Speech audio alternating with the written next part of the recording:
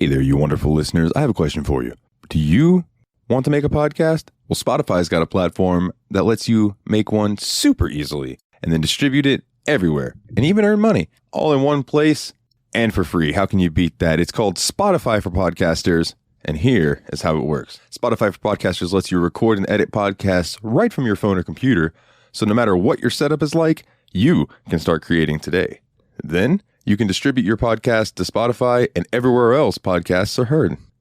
Video podcasts are also available on Spotify. And when you want to take conversations with your fans to the next level, there are Q&A and poll options available, and those are the best way to get them talking. With Spotify for Podcasters, you can earn money in a variety of ways, including ads and podcast subscriptions. And best of all, it's totally free with no catch. Ever since I've discovered Spotify for Podcasters, it has made doing my shows like the Steam Machine Podcast, Yabs Pod, and the JRPG Report much, much easier to do. Like being able to just go on there, record them, upload it, boom, it's done.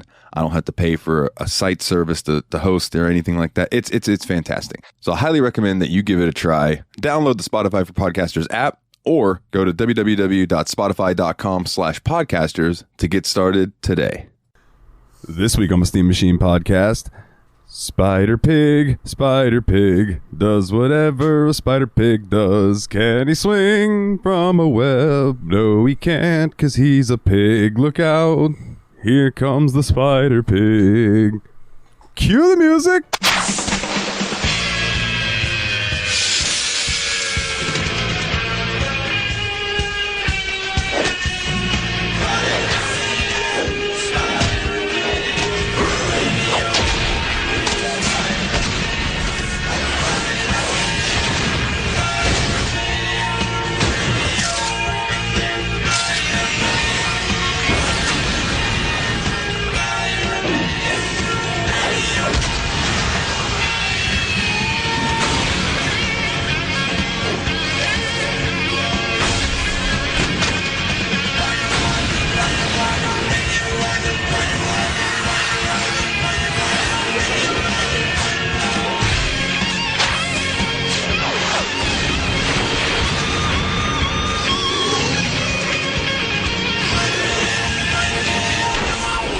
Hey everybody, and welcome back to the Steam Machine Podcast. My name is Dalton, and joining me as always are my good buddies, the Destructo Bros. What's up, it's Nate. Hey, it's Willie, I'm back. Welcome back, my good sir. Welcome back. It is good to have you. Now that we've got the villain of our universe off the episode, the hero has returned. I'm not really a hero. I'm more of an Alfred. We're the Destructo cool. Bros. We are the heroes. Yeah. Oh, yeah, that's true. I'm the narrator. Okay. In the time long ago. Nice. In a world. Oh, dude. There used to be a comedian. I don't remember his name. It was Pablo Francisco, maybe? It doesn't matter. But he had this joke where he was just like, one nerd, one basement, one dirty magazine, one jar of Vaseline, coming this summer, but not with a woman. It's freaking tremendous, boys. Before I ask you what you guys have been up to these past 2 weeks, because before we even get into that, Gematsu tweeted something today that made my testes feel nice and full. So the ESRB have rated Judgment and Lost Judgment for PC. That is such good news, man. Like, we have so much Yakuza to play, guys. I've been thinking about, like, we already have a big backlog of it, but I've been like, Judgment and Lost Judgment. I know they're going to come to PC, but I'm expecting maybe a couple more years. Like, there can't be any other big Yakuza news at the same time, for instance. Speaking of that, which we'll get to the rest of the state of play later, but today... So, yeah, today was the day that they did a few video game announcement type shows. So we're recording this the same day of a Nintendo Direct and the State of Play. Yeah, so we'll cover those after I ask you guys how your weeks have been. But this is important. So I get a message from Jeremy, and he's just like, Are you fucking watching the Steam Machine podcast? Yeah, fucking yeah. No, he's like, are you fucking watching the State of Play? Yeah, they're great. Love those guys. And I said, no, I'm in the bathroom, but I'm gonna put it on as soon as I get out. And he goes, okay, I won't say anything because I said no spoilers. And he's like, okay. So at that point, the chat in the Discord happened where I believe you and him had a conversation, Nate. Yeah, Jeremy started like DMing me. He's like, I gotta talk to somebody about this. Dalton won't let me talk to him, so I gotta message you. So Good instinct. in Japan, there has been a spin-off series of Yakuza called Ryogai Goten. I'm sorry, Ryogai Gotoku? Gotoku. Okay. Gotoku. Ishin. Gotoku? I don't know. Gotoku. Gotoku. So, okay, yeah. Ishin, which is based on, I think it's based on real people from Japan, but they have the likeness of the Yakuza characters, and it's fucking samurais. It's in the feudal Japan, and this game is getting the full remake treatment. It was released for PS3 and PS4 in the early 2010s, but never came over to America or Europe because the Yakuza series wasn't super popular over here yet. And now, Like a Dragon Ishin, remade with Unreal Engine 4, will be released for PS4 and PS5 in February 2023. And the way that PlayStation's been lately is that it'll probably be on there for about a year, and then it'll come to PC. Unless it just does buku's money and they just want to release it other places sooner. Like, I think Like a Dragon came to PC relatively soon after it came to console, but I could be wrong. I think it was about a year for Like a Dragon. I think so, but yeah, like, dude, this game looks so cool. Like, it has like the style that you would expect from Yakuza with samurai. Like, it has like that old school, really cool samurai blood spurts that come out every time you slice somebody. Yes! Yeah. It just looks so good. And then, like, I was just watching this and I was like, that is Kiryu's face on a samurai's body. That is Majima's face on a samurai's body. I was like, this is so awesome. Oh, dude, when that fucking camera panned up and it revealed Kiryu, I was like, oh shit. And then it showed Majima and I went, oh shit. I still had no idea what was going on. Who cares? And then at that point I was like, I'm in. Sold. Like, yeah, I am going to be getting that game for sure. Even if it's like I have to get a PS5 to play it, I will fucking do it. God damn it. But yeah, before we get to the other stuff that was announced, what have you guys been up to these past 2 weeks? How you been? Yeah, it's been pretty good for me. This weekend was a lot of fun. Ended up going to the arcade for our good buddy Paul Korn's birthday. So me and him and a couple of guys, like Dave from Tadpog was there. So like we just had a good time playing a bunch of arcade games. There's this really fun like arcade game that came out in the year 2000 called Grid. I think that's the whole name of it. Like it's The Grid. And basically it's like this game where it's pretty much styled like Smash TV, except for it's like 3D, and you each have like control of a character, and your goal is just to kill each other. And they have 3 of the arcade cabinets set up next to each other, so me, Paul, and Dave were all playing this against each other, just shooting each other up and stuff. But like apparently Paul was telling me is like it can support up to 6 cabinets at once. So like we're really hoping they find 3 more cabinets to add to it. That would be super cool. I know I've brought this up before, but that sounds a lot like Poi Poi, that game that I had for PS1. That's like that you guys told me when I described it. You're like, oh, it sounds like Smash TV. Like it sounds like you're in the arena and you're just trying to kill each other. And like in Poi Poi, you have just like random shit you can throw at one another. You could pick your opponent up and throw them. Like, you know, so I love those types of games, honestly. The funny thing about this is like you aim, like you run around like with a joystick in one hand, right? And then the other hand is on a trackball. So like in order to spin your character around and aim and stuff, you're using a trackball for your like horizontal motion. It's like stupid. It's like I'm playing Golden Tee while trying to shoot Paul in the face. I was going to say, I would be awful at that. The ultimate combination of Golden Tee and Golden Eye. Oh my god, that's so good.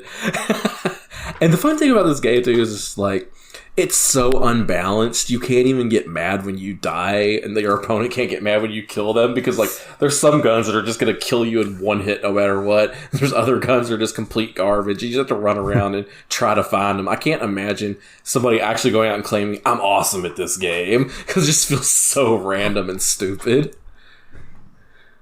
So is it like a third person? Behind the back. So yeah.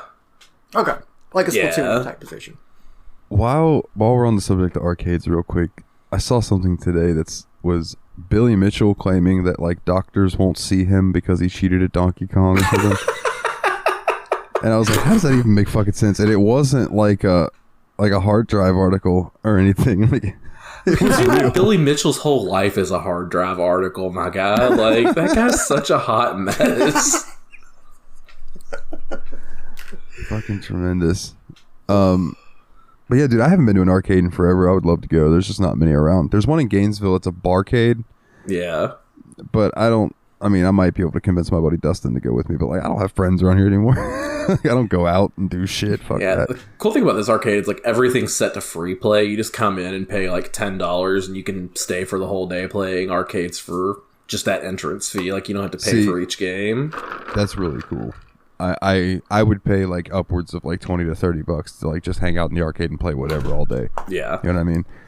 That's really cool. Yeah, they have like a ton of like pinball tables and like a lot of classic arcade games as well as like mixed in with more modern ones. Like you can be playing Donkey Kong 1 minute to Terminator 2 pinball the next to Mortal Kombat 3 the next. Like it's just so good. I think I had this conversation with Jeremy on Yaps Pod, and I would like to get y'all's opinion on it. So, do you think, and I'm going to use myself for an example, but I think y'all agree with me too, that like our love of bioluminescence, neon lights, like that popping colors against black and things like that, do you think that some of that at least comes from going into arcades as being kids? And like, because they were always dark, with just the lights of the games lighting everything up and the neon signs and just the chaos of it all. Yeah. Like it was just it was all those places like that for us when we were kids, because we had like the bowling alleys that were set up like that. We had the arcades that were set up like that. We had the movie theaters all looked like that. Like everything when we were growing up kind of had that flair to it. So yeah, I think it definitely kind of pulls us back in when we see the bioluminescence. Like when we were playing Creevers, I think it definitely took us to that kind of place. You know what I mean? Yeah. That makes sense, because I feel like that's what recreation looked like when we were kids. You know, like roller rinks and all of that. Mm-hmm. You know, everything. Like black lights, glowing, darkness, a little smoke or fog. Yep. I think like cosmic bowling felt like it was a throwback to that time when it first started showing up, you know? Yeah, for sure. And then like even the like laser tag places and stuff. Oh yeah. Like, it was always dark with lots of neon. Laser tag's a great shot. That's exactly like when you go to a laser tag in 2022, you still expect it to have that like 1990s carpet with like a black carpet with planets and stuff in like black light colors or whatever. Just look at the aesthetics of video games that came out at that time. Like there was a whole game that's intro was it is the 90s and there is time for clacks. Look at the color palette on the cover of that game. Like it's looking directly at what you're talking about. Yeah. That's very true. Yeah. So I was just like, it was just a thought that I had. I was like, I wonder if that's where that came from. Was just all of those memories. Because like, I know the arcade that I used to go to was in Orange Park. It was called Aladdin's Castle. And I wish I still had the like little coins and stuff from there. Because I used to have some Aladdin's Castle tokens still. But they went away. Or at least it's not around here anymore. There might still be some Aladdin's Castle ones open. But yeah, you don't see a whole lot like that anymore. And that's one thing that I do like about that arcade that we went to is they kind of have that still throwback style to what we grew up with. Like, they're marketing to our age group for sure. And maybe a little bit older, Gen X and old millennials. Yeah, for sure. So, Willie, what you been up to, my brother? I got a little bit better for a while. I got a little bit worse for a while. Spent a couple days just laying around doing nothing. I spent a couple days being super productive. Just kind of been, ongoing, doing what I can.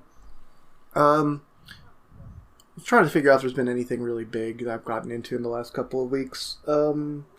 was playing a little bit of. Oh, I've been playing some throwback solitaire games, man. I found a website with like free to play browser based solitaire and started playing like Free Cell and Spider with one suit, Spider with two suits, and one called 40 Thieves, which is like a 2-deck game where if you it might seem familiar to you, but I don't know what else it was called, but it's one where you have like a whole bunch of columns. You can only move one card at a time, and what's the goal of it? It's like you can only go through the deck once also, and you just want to try to build full suits from the bottom up at the top. Like you have like eight spaces at the top where you can put an ace if you get an ace, and you put a 2 on top of that. Like Spider Solitaire almost? It's like you have to be...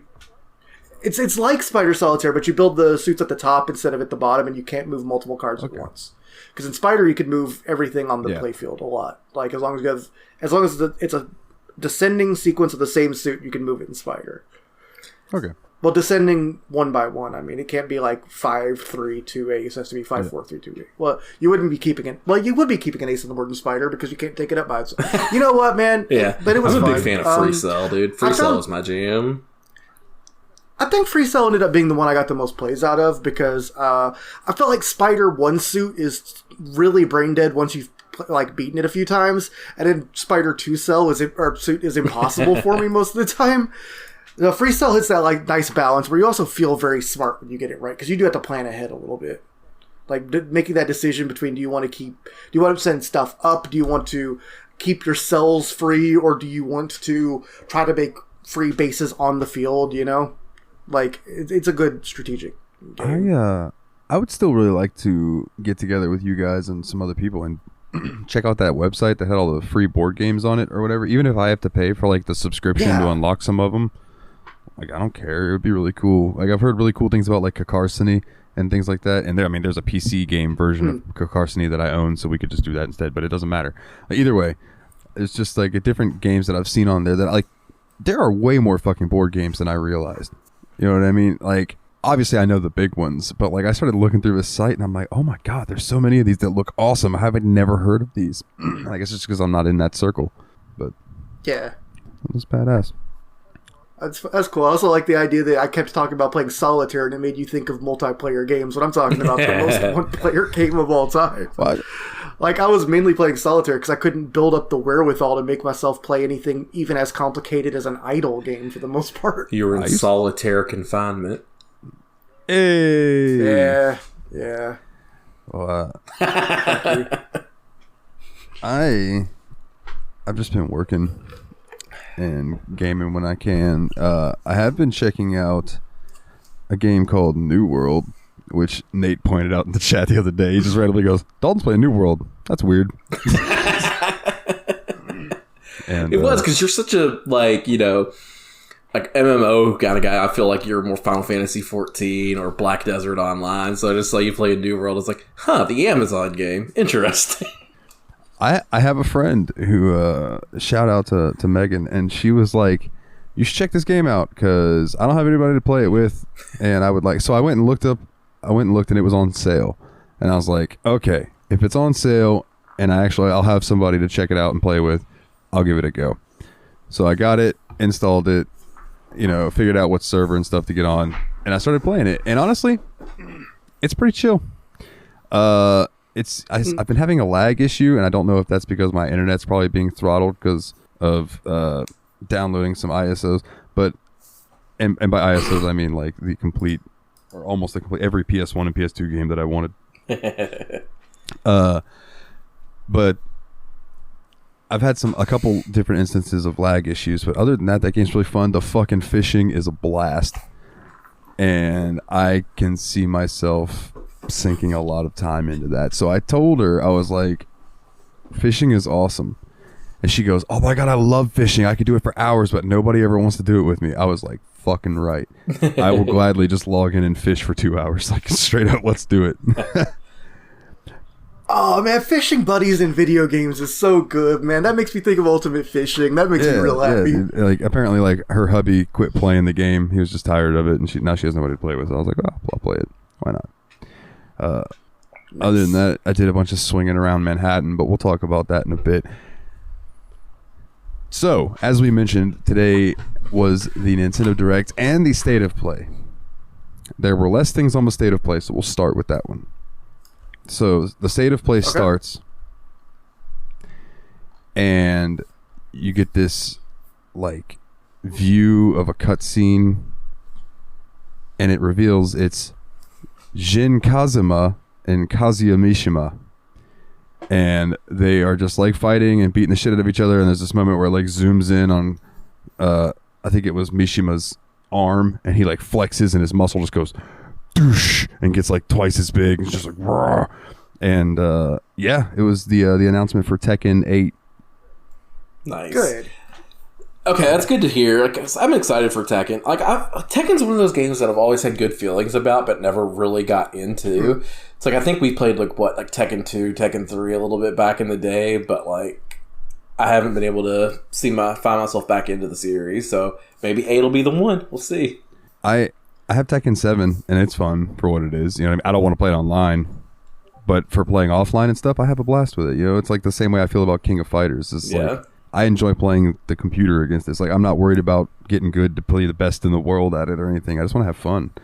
And I watched I think it was an hour and 46-minute video today on the lore behind Tekken. Are you sure that wasn't just a movie?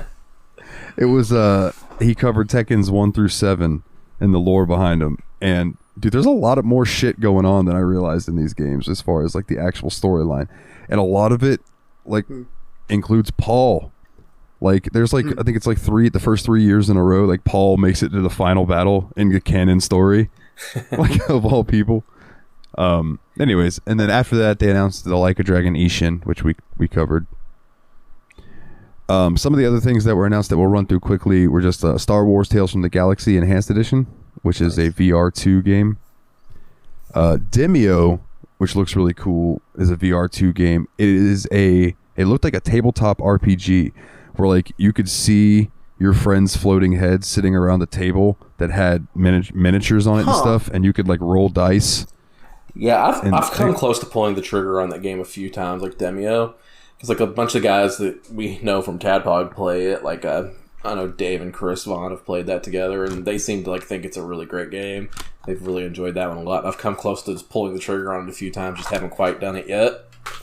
Yeah, man. One of the things that I've been like thinking about, like now, like what to save up for. It's like a graphics card and also an Oculus is like up there. I'm like, oh, that'd be so fun. So the next thing that I saw announced was the Hogwarts Legacy thing. They're getting a PlayStation exclusive quest, which cool for PlayStation users. Pacific Drive, I don't remember. That was like the game. I think it was like you're driving through they were talking about the contamination zone. It reminded me of Stalker, but instead of being a Stalker game, you're just driving a car through like irradiated zones and stuff. It looked interesting. They explained PlayStation Stars, which I skipped over because I don't care. Bandai Namco announced a new game that's a new mecha game called Sin Duality. And then they're doing Stellar Blade, which is a new like JRPG hack and slash game. It looked pretty fucking sweet. Also Rise of the Ronin, which is being developed by Team Ninja as a PS5 exclusive for 2024. Gives me vibes of maybe it's like a Ghost of Tsushima-esque sequel or like a spiritual sequel to that game, because I think it's the same Team Ninja. I could be wrong about that, and people could be shouting at me in the as they're listening, but I can't hear you. Haha. The big announcement for this one though was the story trailer for God of War Ragnarok. Nice. Which looks badass, and they also of course have a limited edition DualSense controller based on God of War Ragnarok that will be available soon. Which Jeremy's like, gotta get that controller. And I was like, yeah, I didn't care about the controller. I just wanted to see the game. And it looks sweet. The God of War is one of those series that I've never gotten to play that I think just looks so cool. The original games are much different than the newer ones, but like the newer one is more, I think, like Souls-esque, but not Souls brutal. Okay. I was kind of imagining something more in the lines of like the Bayonetta, Devil May Cry, Onimusha type. That's how the original games are more like that fast-paced hack and slash beat 'em up, where the new one is very much a methodical beat 'em up with lots of story. And the cool thing I thought about the newest God of War was that there were no load time or no load screens. Like the game was one fluid shot throughout the entire thing, and they masked load screens behind, just clever things like walking and talking with Atreus and things like that, and the game would load as it did that. Dude, I will say, games that do stuff like that, like where you go so long without a load screen, I wonder, it makes me worry so much about auto-saving. Like, I never know when those games are auto-saving. It's like, for instance, like we were playing Spider-Man, I had no clue when the game had auto-saved, ever. Yeah. I feel like Spider-Man's autosave is really aggressive, because it feels like even if you die, it resets you right before the fight were in was caused. But if that was like a random crime or something, then you just don't have that crime anymore. Yeah. It just doesn't happen. I got beat up during crimes a couple times. I'm a bad Spider-Man. Random mooks that were just shooting up a fucking convenience store and ended up killing Spider-Man in a couple alternate universes. The Nintendo Direct, I'm not going to go through everything because there was a lot, but I'll It's really good touch if you on some like of them. farming, apparently. Yeah, dude, and you know what? I do. So I'll tell you what, I watched the first 12 minutes of it. My big takeaway is the funniest and yet best idea I've ever heard is definitely Fist of the North Star fitness boxing. That is hilarious. That's amazing. when I first saw that, I was like, it's fucking brilliant. Like, The moment I saw it, I'm like, yes, I would burn 1,000 calories. fuck yeah. The big announcements were the final trailer showcased in the Direct was that Breath of the Wild 2 now officially has a title. The Legend of Zelda Tears of the Kingdom. That's good. Yeah, it was a nothing burger of a trailer, but it gave the title, which is all they really needed to do to get people excited. It had a release date too for 2023. Yeah. And when I saw the title, The Legend of Zelda Tears of the Kingdom, I went, "Oh man. I didn't know they were making a hidden object game. That's so cool." But yeah, man, it was a pretty nothing trailer, but like the one scene of him like diving in the sky and then floating with the rock and shit, I was like, oh, that's cool. Missing Artifact 12, Tears of the Kingdom. The first fucking thing they showed, immediate boner for me, the new Fire Emblem game, Fire Emblem Engage. I was like, oh boy. I really liked Fire Emblem Three Houses. That game was really good. Wasn't that your first Fire Emblem game too, Dalton? Yep. So that's really cool that the series grabbed you right there and you were just like, hell yeah, I'm about this life now. Yeah, dude, I beat that game and I was like, and you know what? I fucking regret it. When I first got my Switch and played through all the games I had beaten, all the games that I had, except Octopath Traveler, because that game is long. But I There's went 8 and whole fucking, paths. I went and traded them. I went and traded my games in a GameStop and got some other games. So now I don't have Fire Emblem Three Houses anymore, and I really want to play it again. Fuck. But I could probably catch it cheap now on Amazon or something, order it and play it again. Yeah. I know I could emulate it if I wanted to, but really, I really liked how that game ran on Switch, so I don't mind, getting it again. Anyway, Especially having the opportunity to play that handheld if you just want to go lay in bed and look at pretty anime girls and make them fight people. Yes, sir. My first takeaway from that trailer was, it is so wild how diverse and different the design of Fire Emblem characters is, because when the moment they put one in Smash, they're like, oh, we gotta get the blue-haired one with the sword. Because, I was looking at these characters, they're so different and cool looking, and yet everyone in Smash is the blue-haired guy with the sword. Yeah, and in this new game, Fire Emblem Engage, they bring in the blue-haired guy with the sword. They did. I did see Marth in that trailer, when I saw him immediately, I thought of Smash Bros. And I immediately thought of everybody being like, God damn it, another Fire Emblem character. I can't believe they put a Fire Emblem character in Fire Emblem. Yeah, right? Oh, another sword user, god damn it. I like the main character. He's got a very colorful dome. He's kind of Dude, he looks like somebody that I would have created when I was younger. Half blue, half red hair. Yeah. Yeah. Also, I think I heard the voice actor Sungwon Cho in the trailer as the guy who was talking about where things are going. So that's cool because I think that dude's awesome. He has some great skits on YouTube. Hell yeah. But yeah, I'm stoked. That game comes out the day before my birthday. Happy birthday, buddy. So Nice. yeah, I'll probably be using some birthday cash, or I'll save the Patreon that week, that month, or something, and give myself a birthday present. I don't know. I'll figure something out. But the next big announcement was actually made by Shigeru Miyamoto. He popped in and said hello to everyone. Not only did he talk about that Super Nintendo World is coming to Universal Studios Hollywood. Okay. And I was like, oh, well, cool for Hollywood. What about Universal Studios Florida, motherfucker? Like, we're the bigger fucking place. Like, I thought they'd already started working on one in Florida. Are they not? Oh, I don't know. Oh. I'm just talking shit. I have no idea. I haven't looked into it. Me do research? Come on. But so he announced that, and then he announced Pikmin Bloom. Hold on, what did he announce? I literally just completely was looking at something else for a moment. My brain was not in the Oh yeah, no worries. He said that they're bringing Super Nintendo World over to Universal Studios Hollywood. And hell, that's awesome. There's Pikmin Bloom, which is going to be like Pokemon Go, but Pikmin. Isn't that already out? I thought there was a Pikmin walking game already. It might even be just an update, the one that's already out. I'm really not sure.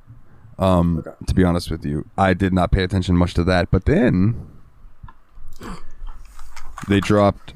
He's like, okay, and here is what we're actually here to show you, and it was Pikmin 4. Ah, wow! Finally There's going to happening. be a new Pikmin game coming out sometime in 2023. No gameplay, but he confirmed that you can view the game from Pikmin's perspective on the ground. They're so little, though. Excuse me. It says that Pikmin 4 is a long time coming, considering that Miyamoto first teased the game in 2015. So, in further proof that our Discord is monitored by the gaming gods, they announced Kirby's Return to Dreamland Deluxe. Nice. Yay. I don't know what this is. I don't even remember. I think I was distracted talking about one of the other games, like Octopath 2 or something that was announced that I'll get to in a second. But apparently this was a Wii game that's being re-released on the Switch. It adds a mecha copy ability, a new sub game, and the ability for everyone, because it's 1 to 4 players, everyone to play as Kirby. But like, really, I just want to play as Meta Knight. Even though he's the bad guy, but still. He's the anti-hero of Kirby. Yeah, he's a good boy at heart. He's just fighty. As much as I love the Kirby character, I haven't played many Kirby games, except like the Game Boy ones way back. I wanted to play the Switch one, but I just never got around to buying it. It looks good, though. I played the free-to-play one when I first got my Switch.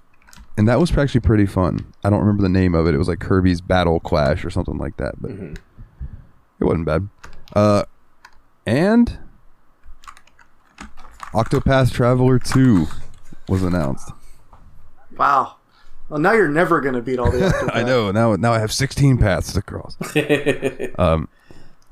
Like the original, this is a turn-based RPG stylized in the SNES classics where players will follow the journey of 8 different characters in a fantasy world. And it introduced all the characters in the trailer. If you want to go watch that, go check it out.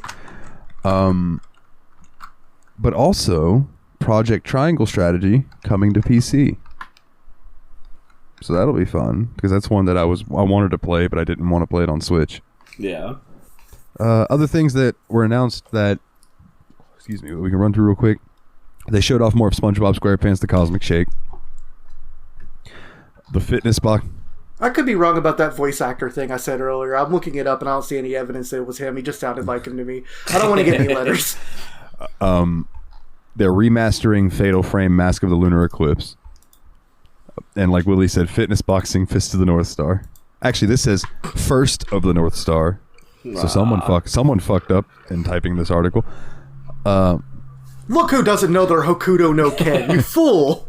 You are already wrong. So they're remaking Front Mission. So like Front Mission's Front Mission's first remake launches in November. Front Mission 2 remake launches in 2023, and Front Mission 3 is getting a remake at some point. They're remaking Harvest Moon: A Wonderful Life is getting the remake as Story of Seasons: A Wonderful Life.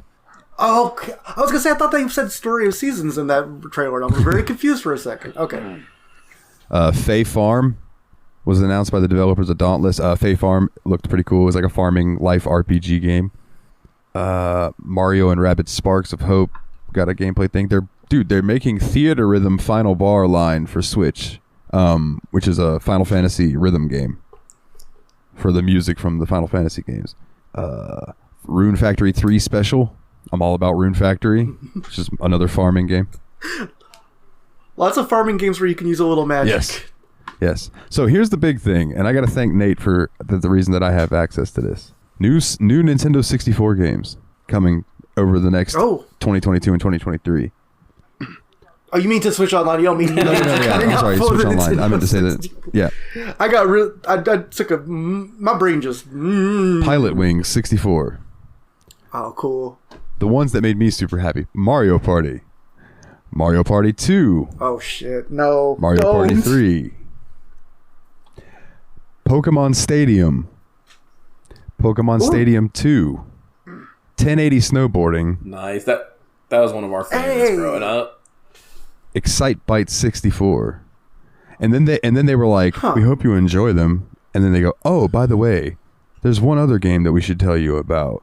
And the white circles start coming across the screen. And James Bond walks on, and it comes up GoldenEye with online play. And I was like, oh shit. I don't even remember liking GoldenEye all that much, but I used to have a blast playing with my friends. So like playing online would be real fun. Yeah. Yeah, like and I haven't tried this on Nintendo 64 online, because like I know on Super Nintendo and Nintendo you can play 2-player games online with your friends. Can you do that? I guess that's what it's saying you can do, right? That you'll be able to get 4 of your buddies together and pretend like you're sitting in the basement playing GoldenEye in front of the old tube TV, huh? Yeah. Yeah, for sure. I hope they do that with Mario Party 2 and Pokemon Stadium. Yeah. It would be literally pointless for them to put the Mario Party games on there and make them one... Oh, I guess it could be local multiplayer. Yeah, but it's better if you can play with us. Yeah. You know? Yeah. We're in such an online world now, it'd be really kind of stinky for them not to. Yeah. Let's see. Factorio is coming to Switch. So... That seems like a good Switch game, I thought so, too. Like, because it's the top-down perspective 2D, just... It's got that thing that's like between a portable game and a game you want to sit at a console all the time, you know? For sure. Let's see. Atelier Ryza 3, Alchemist of the End and the Secret Key, launches February 24th. Is that a point and click, like a hidden objects game? Hidden object game? Hidden objects. It is actually a potion brewing, like an alchemy JRPG. So like, think JRPGs with battles and things like that, but like you're going out and finding ingredients and like mixing alchemy and stuff. It's I don't know too much about it. I just know that James from the JRPG Report really fucking likes it. The Atelier games.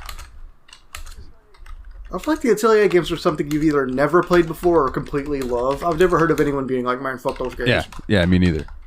Like I know some people haven't enjoyed the original Atelier games had a time limit, like I don't know what you would call it, like I guess like a certain amount of days that you had to complete what you were going for. Gotcha. And if you didn't complete it in that amount of time, you would fail the game and have to start over. But they've gotten rid of that in newer Atelier games. And I guess it's Atelier? I don't know. I learned today that technically Tekken is pronounced Tekken. Like Tekken. I've never heard an English user double the K like that though. Tekken. Like it sounds really Tekken. Weird in English. It's like Alex Trebek level of no, it's Liam Neeson and Tekken. It's like if you are not get out. That was good. Harvestella got a demo. That is a farming life sim RPG from Square Enix. Bayonetta 3 got a new trailer. I feel like at this point it's almost a terrible time to be coming out with a farming simulator just because you've got a crowded There's market a bunch of them. Like, and you have to at least have your own thing you're doing too. And it's like, what are you doing to sell yourself apart from like Stardew Valley or whatever, which came out years ago when people are still playing constantly. I mean, just have the best corn of any farming simulator game. Just go for it. Yeah, but what game has the best Ever since corn, they told me that corn was real. I just love corn. They told me it really exists. It's got the juice. It's got the juice. the creators of Danganronpa have announced Master Detective Archive Rain Code. So here's something that I thought was interesting. Capcom is bringing Resident Evil Village, Resident Evil 7, Resident Evil 2, and Resident Evil 3 to the Nintendo Switch. But they are going to be the cloud versions. Yeah, they're killing me with the cloud version stuff, dude. Like, why? I get why, because Nintendo Switch can't handle these games. So just don't put them on the system, honestly. Because I can't imagine Resident Evil Village is going to look worth a damn on the Switch, even if it is a cloud version. Yeah. Yeah, I'm sure that game probably doesn't look worth a damn on a PS4. Right? Which is much more powerful than the Switch. It's like, I would not want to play that game on anything but the PC, to be honest. Well, maybe it's probably going on PS5 and the new Xbox console, but I can't keep track of what Xbox consoles are called. I'm sorry. Series is the new one. The Series X or something like that. Yeah, Series E and Series X. But not Xbox One S and Xbox One X, which are different systems that are not compatible. I gotta say, I Series love games. PlayStation for just keeping it simple. Thank you, PlayStation. Thank you, Sony. Good job, guys. Yeah. Good work. I agree, dude. It's just, it's so much nicer. Also, I liked that, since we're going to be talking about Spider-Man, the original PS3, like, the font for the PS3 was the Spider-Man font. Yeah. The Spider-Man movie font. Yeah, I always caught that. I was like, that's cool. And I never really thought about it until now that it's probably just because Sony Pictures and Sony PlayStation are the same company, so that wasn't actually a problem. Like, I don't think it was an intentional cross-branding thing. I think they just both thought it looked cool. And well, we can use it, whatever. Just Sony Vicarious Visions and Sony Entertainment America present a smashing blast from the past. It's Crash Bandicoot. Easy there, Cortex. Crisis Core Final Fantasy VII Reunion launches December 13th.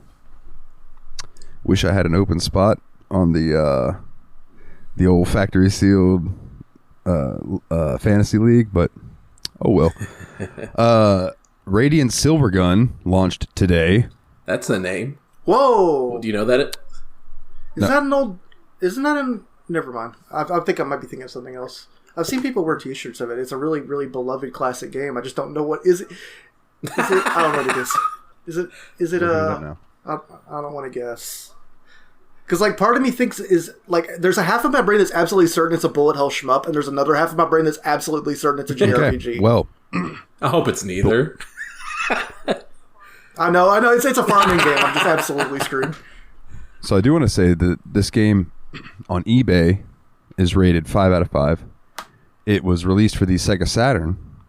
It still could be either a JRPG or a shmup. And it is a shoot 'em up. Yeah. Yay, okay. Who's it by? Treasure. Okay, it's Treasure. Okay. Its designer... So it is kind of a designer was Hiroshi Iuchi? Iuchi, I think. Okay, yeah. So that came out on Switch today. And then they're doing a Tales of Symphonia remaster, which I was like, wow, I did not expect that at all. That seems to be the most beloved in that series. It's like the one people like. They want Lloyd to be in Smash Bros. And stuff. And then, like, there were a couple other things that I skipped over, but then, like, the sizzle reel was just Life is Strange Arcadia Bay Collection, Romancing Saga, Minstrel Song Remaster, Lego Brick Tales, Disney Speedstorm, and Fall Guys. That is just such a dizzying whiplash of different kinds of games.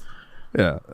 I mean, I'm excited for Romancing Saga. I've always heard those are cool RPGs. And then Disney Speedstorm, I hope that's good. But, like, Fall Guys, I already know about that. Life is Strange, don't care about that. Yeah.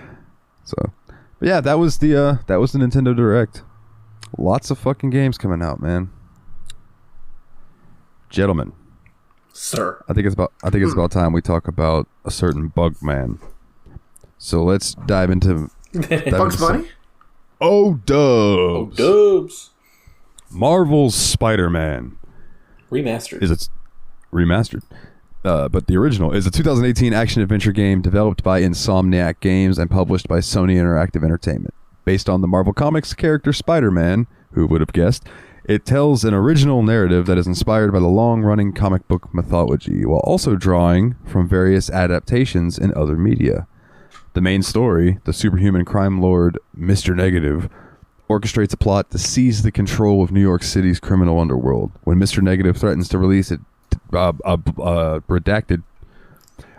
Spider-Man must confront him and protect the city while dealing with personal problems of his civilian persona, Peter Parker. What? Spoilers. Huh? Spider-Man is Peter Parker. Oh my god. Next thing you're telling me is that Batman is Bruce Wayne. He was the guy- Jesus. I thought Peter Parker was the guy that makes the gadgets for Spider-Man. Boys, sit down. We need to have a talk.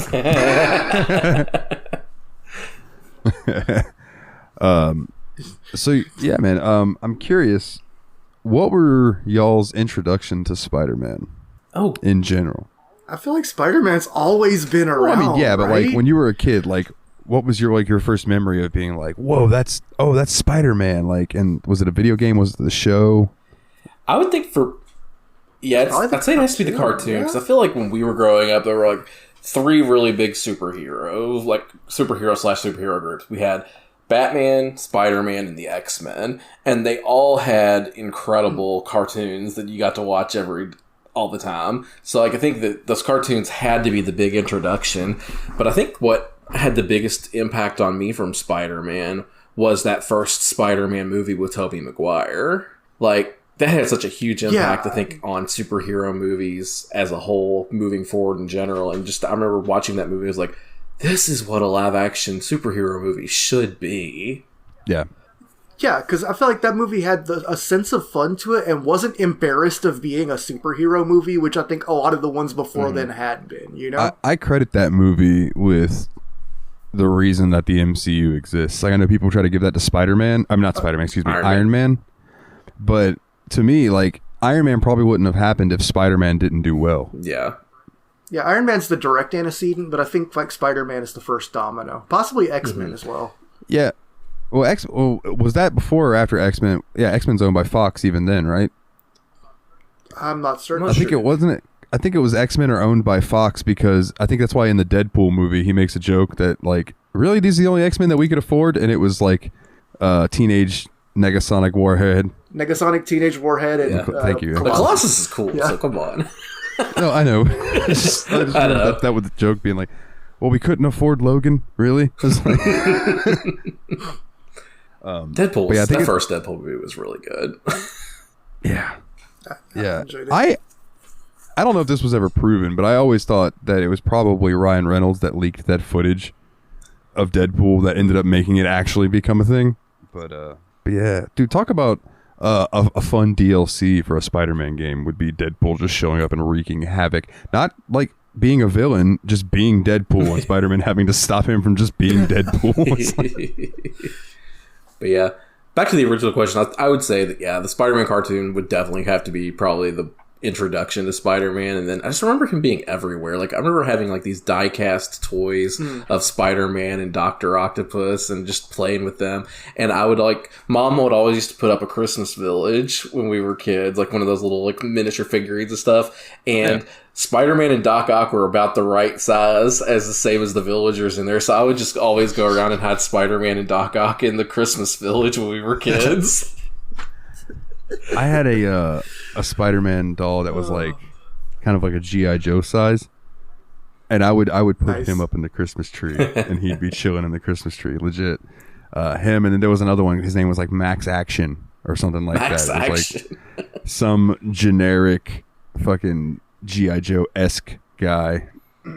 But he came with like this cool dirt board, and he could ride the board on dirt. And I live around a bunch of dirt, so yeah, it was nice. It was supposed to be a surfboard, but Dalton lived near dirt, so his mom told him it was a dirt board. No, it had wheels. It had wheels. It had big rubber wheels that were like, made for dirt. Okay. See, personally, I didn't live anywhere near dirt. I had to just walk on the road, or I would fall right into the abyss. Let me clarify. I didn't have a lot of grass when we first moved here. It's grown in a lot over time, but like our house, I don't know if they didn't sod it or the sod just didn't take, but it took a long time for us to actually have grass in our yard. Yeah, I think my first introduction to Spider-Man was probably, so my grandma used to go to like garage sales and stuff, and she'd get me little toys and things. And one day she came home with a couple superheroes, and I think one was Spider-Man, and I still have one around here somewhere. It was, who was it in Iron Man that got the Iron Man suit, but it was silver? War Machine. Okay, so I still have a little War Machine toy that has won many a wrestling match in his day, might I tell you. And I think it was those two, and then I think maybe Thor. I don't remember, but I always remember really, really liking Spider-Man, and she knew that, so she would, like, years later, she got me a few Spider-Man comics. Now I cannot tell you where these comics are. I don't know. She swears that she gave them to me, and I have them somewhere, and I don't know where they would be if they're in a box in the garage. But, like, I might be sitting on a Spider-Man issue that's, like, worth some money. I just have no fucking idea. But regardless, I'd love to read them again. Yeah. You know? Because I have a stack of comics sitting over there, and I don't even know if any of them are Spider-Man, except I have the Spider-Man Deadpool crossover. Help me out. What are they called? Where it's all the issues put into the one book. Compilation? It's like a compilation, but they're... Thank you. Trade paperback? The trade paperback. God damn. I know our dad had a lot of comics when we were growing up, but I don't know what happened to those. Or do you have any idea, Willie? Like Dad's old comic collection? No, he had a bunch of long boxes of like old 70s and 80s Deadpool, or not Deadpool. Sorry, I don't think Deadpool was around yet. Daredevil, Spider-Man, Superman, and I think it's some Swamp Batman Thing also. in there too. He did. I think he did have some Swamp Thing. Yeah, he had a couple of like random issues of a few things, but I feel like most of them were those guys. The one comic that I have that, like, it's really not worth a lot of money, but I like it a lot, is I have a hardcover version of The Killing Joke. Nice. And, like, that's such a fucking intense comics. Like, man, it's brutal. But yeah, I enjoyed the shows too. Like you said, Batman, Spider-Man, X-Men were badass. In fact, like, while I've been playing Spider-Man, I've been watching Spider-Man the Animated Series. Now, I mentioned this on Patreon, but I'll mention it for the regular listeners too. So my dumbass was searching Spider-Man the Animated Series, because that's what everybody refers to it as. Could not find it. I'm looking on Disney Plus. They have everything I've ever wanted to watch for Spider-Man except Spider-Man the Animated Series. So I go to Google finally, type in Spider-Man the Animated Series, where to watch, and it pops up. Marvel Spider-Man, also known as Spider-Man the Animated Series. And I went, son of a bitch. I went to Disney Plus, typed in Marvel Spider-Man, first thing popped up. I was like, damn it. So I started watching it, and man, that show holds up. My only complaint is that sometimes, because of the format of those shows, things happen at a very rapid pace, and there's not a lot of time to explain, like, the backstory of what's going on, like you could in the comics, where they could flesh it out over an arc type thing. Yeah. They didn't do any like 5-part episodes like X-Men not in the first did. season. That's what I was going to get to, is that it didn't. In the second season, there was a 3-part episode about, like, Hobgoblin, and or it might have been in the first. There was like 2 episodes about him in the first one. But anyway, there was like a 3-episode arc in the second season that had to do with, I think it was Fisk controlling Dr. Octavius, Electro, Rhino, some other villains too. Mysterio, who, it's weird, every time he shows up in the show, all I hear is fucking, who's that jumping out the sky? R-E-Y Mysterio. Here we go. No, but and then there's like a 5-part episode about Morbius. It's either in season 2 or season 3. And I was telling you guys that I had I think it's called Trypophobia trigger from Morbius's hands, because he has these weird like fleshy holes in his hands that he uses to suck blood from people, and that just freaks me the fuck out.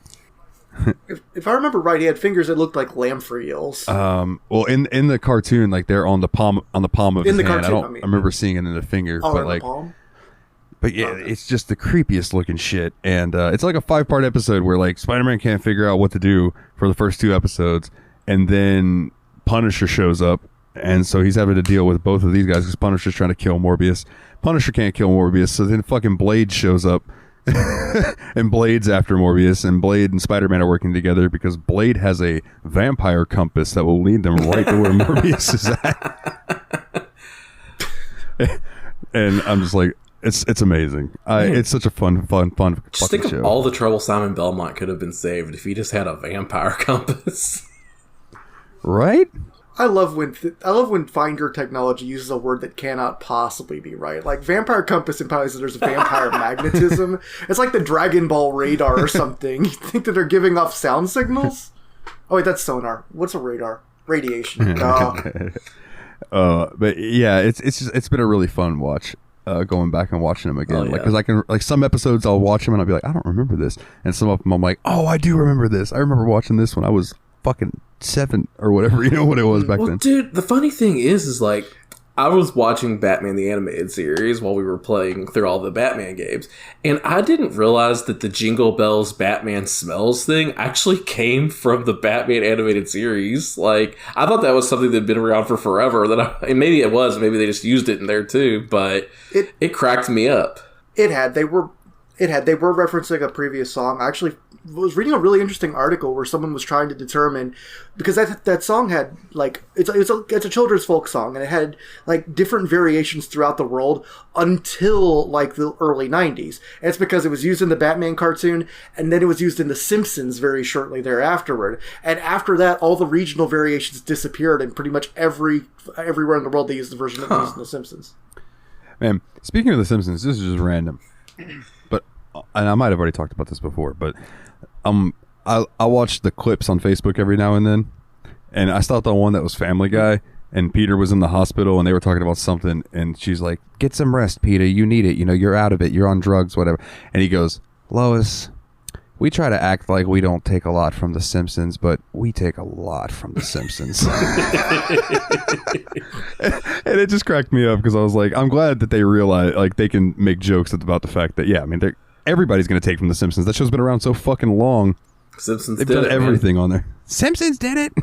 My favorite episodes of South Park. To me, the weird thing about those weird like rewatching bits of those old animated series is like, you'll see a bunch of stuff that you don't really remember, and then suddenly you'll see like one shot that suddenly brings you back, like one single animation cell, and you're like, oh shit, this castle, I absolutely remember where I was eating oatmeal and seeing this as a kid in the morning. Yeah, it's wild how they'll do that.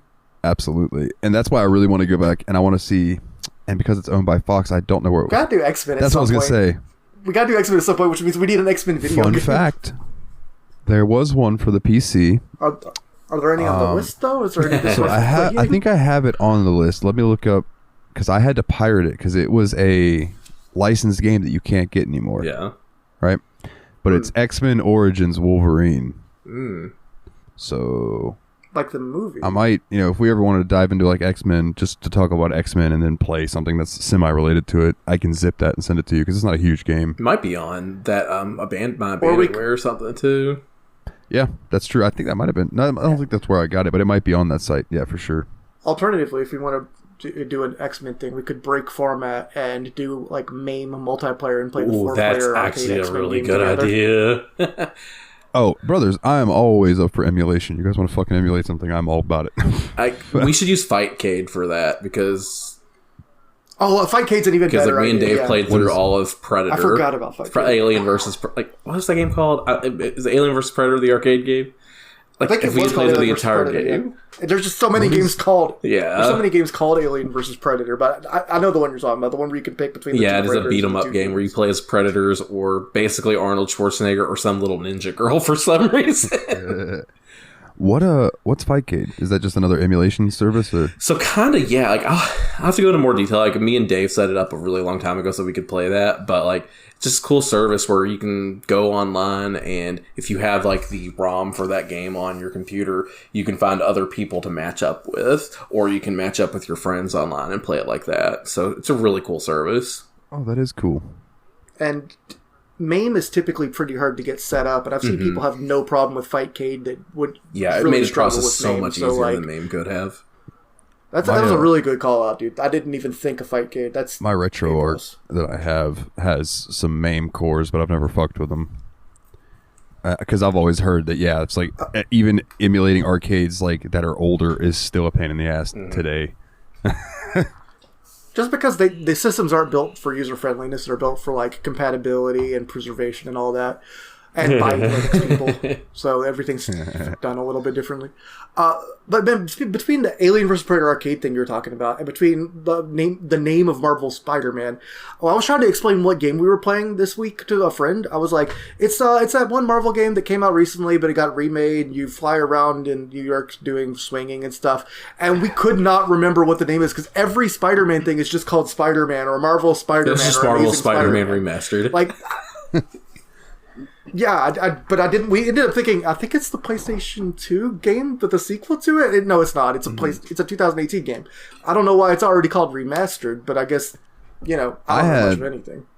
The original Spider-Man game on PlayStation 1, where like you couldn't land on the ground. All your shit was like in the tops of buildings and stuff, and you were swinging between them. And then Spider-Man 2, which is still heralded as one of the best Spider-Man games ever. That game's fire as well. I think that's the game he thought I was talking about. Well, hey, I wouldn't be opposed to playing that at some point too, with the old retro arc. Like I said, retro arc's on Steam, so technicality. We do have the retro arc technicality if we want to get through it.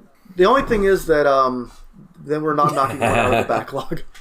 The backlog's a pretense for us to get together and play video games. Come on. This game is not knocking one out of the backlog because I just bought it for everybody when it came out. That's fair. We're actually... That's fair. More games are added to the backlog every week than we could Plus, ever finish. I have so many fucking ROMs and stuff that if you want to consider those to be part of the backlog, they're just not on the list. We won't live long enough.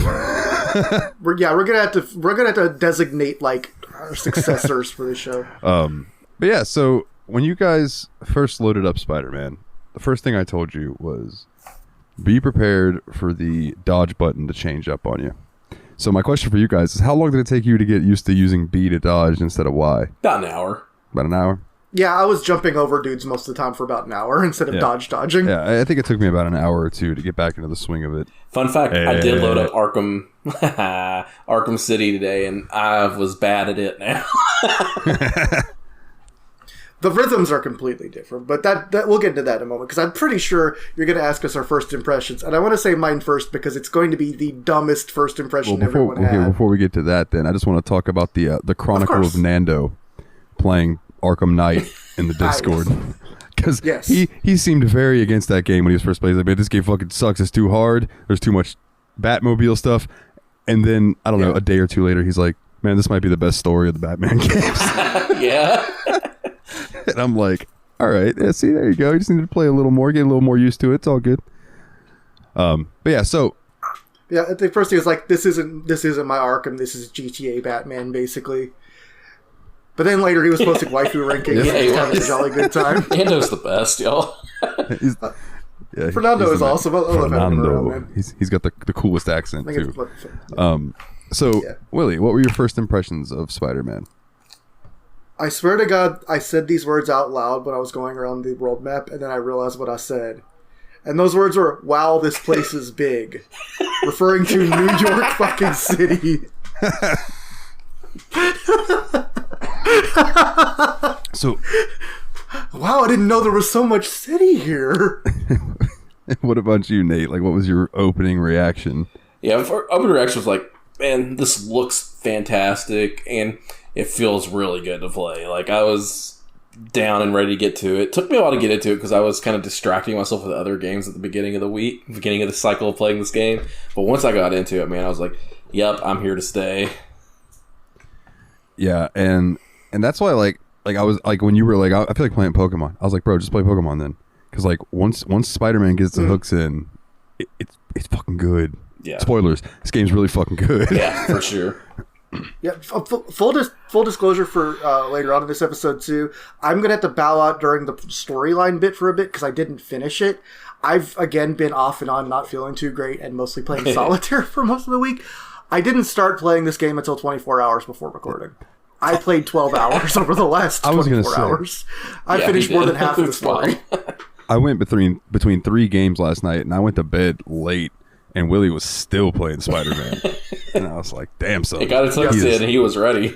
I was still I was playing Spider-Man at 7 a.m. I woke up at like a little while later and just kept on playing Spider-Man. Like we were trying to get started recording of the podcast, and none of us could get a hold of Willie. And eventually, I messaged him on Steam. Was like, "Hey, do you want to record a podcast?" He's like, "Oh shit, I'm playing Spider-Man right now." Yeah, he was like, "Oh god."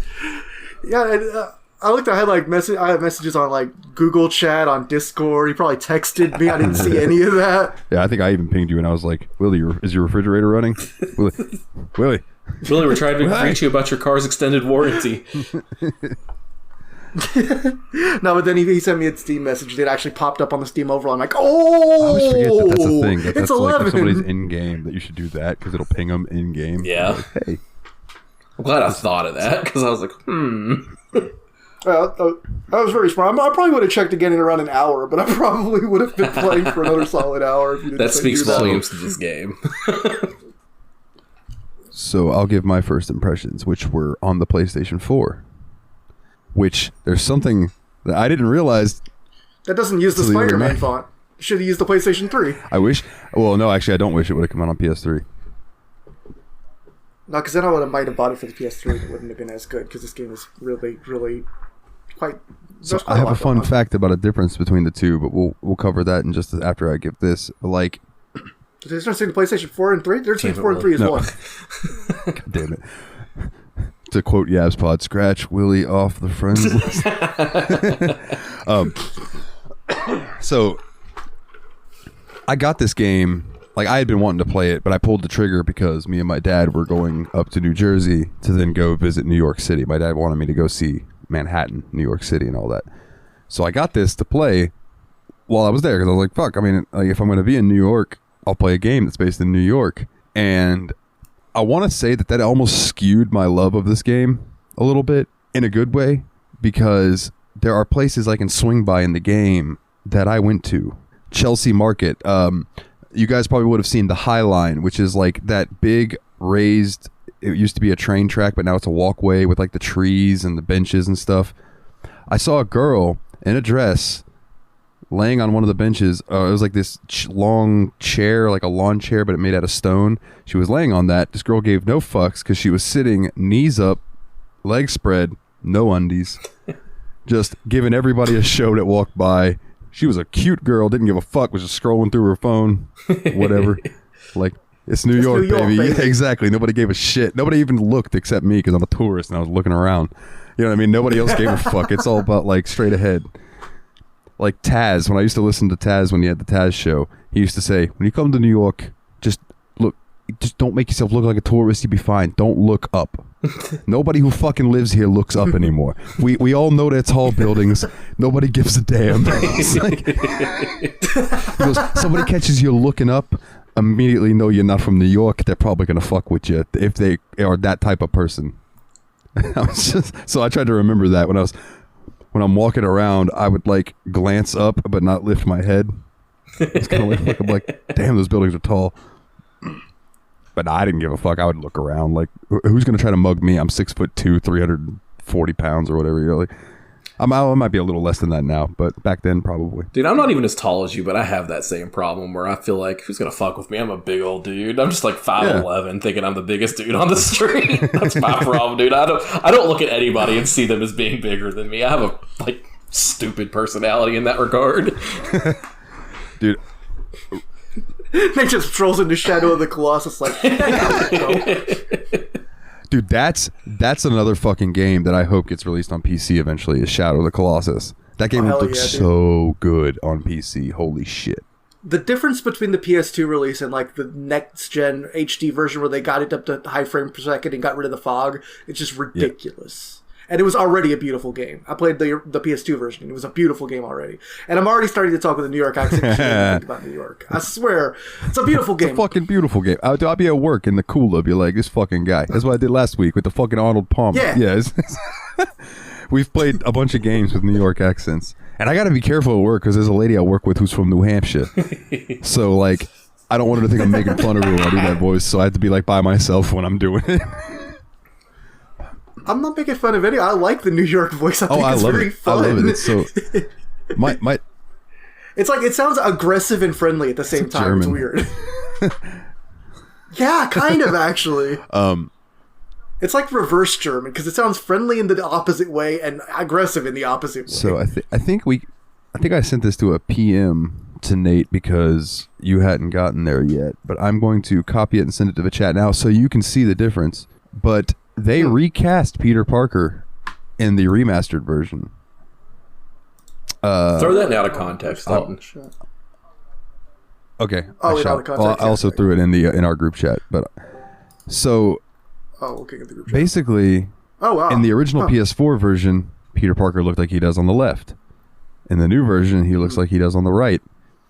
And basically their explanation was, well, because we were doing the remaster and things were going to look clearer and better, we just wanted somebody who looked better. Like, not in such a mean way, but like that's basically what they said. So they went from the original dude to the new guy, and the new guy is some British model who did the model for the character. Yeah, I like the new guy. Let's look better. Because to me, and tell me if I'm wrong, Willie, the old model looks a lot more like Harry Osborn to me. Yeah, I could see that, actually. So Jeremy disagrees with us. Of course he does. prefers... Yeah, of course, he's the villain. He likes the original guy. He says it's more homey. It reminds him more of comic book Peter Parker as opposed to good-looking Andrew. He does say that the new guy looks like he's very the Andrew Garfield, which I think is the current. No, isn't that the current Spider-Man? No, Andrew Garfield is the last one before we have Tom Holland right Tom now. Holland. Thank you. That's the name I couldn't think of. He said that this guy, the new guy, has a more Tom Holland look. I agree with that 100%. Okay, yeah. I was thinking the games the characters in this game look like they make me think of the movies without being directly. But Norman Osborn drives me crazy because he just nobody looks like Willem Dafoe but Willem Dafoe, and I need Norman Osborn to be Willem Dafoe. Yeah, I get it. I don't disagree with that, but like all the other characters, spot on in my opinion. Like, I'm not afraid to admit it. I have a massive crush on MJ from this game. And Black Cat. Like, I don't know how much you guys see of Black Cat in the main story, but she's like has to do with the first DLC, the heist. Oh my god, bro! Like, tight leather, primo. That's all I'm gonna say. It's primo. But yeah, I thought that was interesting that they decided to recast Spider-Man in a video game, and like, I don't remember anybody making us think about it, and that surprises me. Yeah, because gamers do not like change. You are not wrong there. Very true. Maybe everybody was just like, yeah, this model is better. Like, the only people who disagree are people like Jeremy, so who really cares? But we love you, Jeremy. Yeah, man. yeah, we love you, buddy. He knows that. But yeah, so I think my first impressions are very much tied to memories of going on that trip with my dad. Yeah. And being in New York, and that day that me and him walked the entirety of Manhattan. You know, and yeah. I'm hoping I can go to New York at some point, man. Like, we're thinking about it because, like, there's a show on Broadway. So Kayla is in love with Josh Groban. I think we kind of covered that when we went to the Josh Groban concert a few weeks ago. But apparently he's being cast in Sweeney Todd on Broadway. So there's some chance that we might have to fly to New York to go see that. Bro, New York, it's a cool ass place, man. Like, there's stuff going on everywhere. Yeah.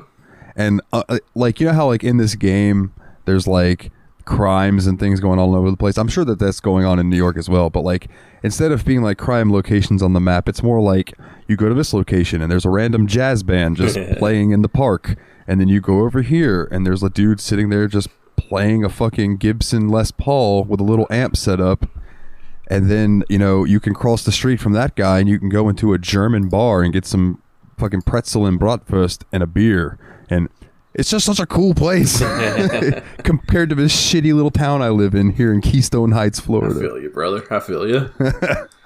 I do have some envy for people who live in walkable cities in general. Oh, dude. And when I was in New York, I told my dad, I said, dude, I would sell my vehicle if I lived here. My brother moved there and sold his car. Yeah. I feel like you'd be crazy to drive in New York like my City. Uncle Dennis. Nah, we ain't gonna take the train in. I'll drive in. I'll find us a parking spot. Don't worry about it. That's actually the last thing you said is the part that's I used to be scared of parking in downtown Louisville, which is a city that's less than 1/10 of that size. I can't imagine trying to find parking in an entire city. We found a parking garage that cost city. us, I think it was like $30 $35 to park there for the day at $40. It might have been more than that. I don't know how much my uncle dropped on it, but it was like we could park there for 6 hours, and then any hour after that, it was another $20 or something like that. Sheesh. So yeah, and dude, there are places in New York, and I promise I won't rant about this too much, but like there are places in New York that you can go and park, and you know those things that they have at mechanic shops that lift your car up. They have those in the parking lot, and like you go in, and they will like pull your car up on that, and then lift that shit up, and then park a car underneath it. God. Just so they have more space to sell parking spots. Like that's how many fucking people live in New York. It's nuts. But that being said, this game does a very accurate depiction of New York, sans certain landmarks that are in the game, like, you know, the Avengers Tower, which absolutely should be in New York, even if it's just there like the Statue of Liberty.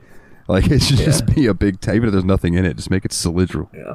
So one of the cool things I think about the Spider-Man game in general is it wants you to learn a little bit about New York while you play it. Like, it gives you all these different, like, collectibles and tasks that kind of, like, lead you to different areas in New York. Like, you have to find, like, backpacks that Spider-Man had left for himself around town. And, like, you get a cool little trinket every time you find a backpack. Like, you'll open a backpack and it'll have the recipes that Aunt May made for wontons, or dumplings. Dumplings, that's the word. It's just funny stuff like that in them. And then, like, Spider-Man's like, yeah, I'm going to get back into photography while I'm doing all this crazy stuff. So he starts taking pictures of all the New York landmarks, which are taking you to real buildings most of the time. It will take you, like, Avengers Tower and stuff, too. But, like, you'll have to get a picture. Like, I know Willie got really happy at one of his favorite New York landmarks was in there. He sent me a DM about. Yeah, I was stoked because the Flatiron Building, which is that like really wedge-shaped one that the traffic goes right around, like that one was on there, and I was just super stoked. I shot that, and then I gained a level, and Spider-Man got better at punching people because I took a picture of the building I like. I'm like, yeah, the video games rule, dude. You know what building isn't in the game that I noticed, and it bummed me out, and it might be because it's around where like Google is, and I think that might be around where the Avengers Tower is at, so it could have been that preceded those, but there's a building, they call it the Jenga building in New York, and it's because it's a big building, but it looks like it's just like Jenga pieces put in, so there's like jutting parts out all over it going all the way up. It just looks fucking crazy, but it's not in Spider-Man, and I'm like, damn, I wonder if it would be because it'd be too hard to run up. I do wonder, like, you know, the various Spider-Man or Marvel-specific landmarks, like, what they've replaced. Because, you know, there's that giant Oscorp building, too. And, like, I wonder what was really there, you know? Yeah, it'd be funny if Oscorp's where Google is. That would be funny. That would be fitting. Because I went into Google, and this is the last New York story, I promise. When I went into Google to visit my brother, because he works there, and we went up in the cafeteria, ate lunch up there. The view out there, we were fucking high up, man. Just looking out over New York was fucking wild. But walking around in Google, there are like places that you can't go if you don't work there and you don't have clearance. There's like places where if you go in there, you have to shut your phone off, and they have to visually see you shut your phone off and things like. I'm like, ooh, there's like some top secret shit in here. It's just weird. I mean, it's a weird vibe. I definitely work for a company that has stuff like that. So yeah. It's very I don't know. It may tech security I don't know the word to describe. If even your client companies are suspicious like that, you have to go through a lot of rigmarole. And especially because you got to think, like, companies like Google and where I work, we definitely have some government contracts that we cannot let that information out to anybody, you know? Yeah, absolutely. And I don't know, it gave me a secret agent vibe. It was just sort of it was like the vibe I got. I'm like, there's motherfuckers in here that know shit.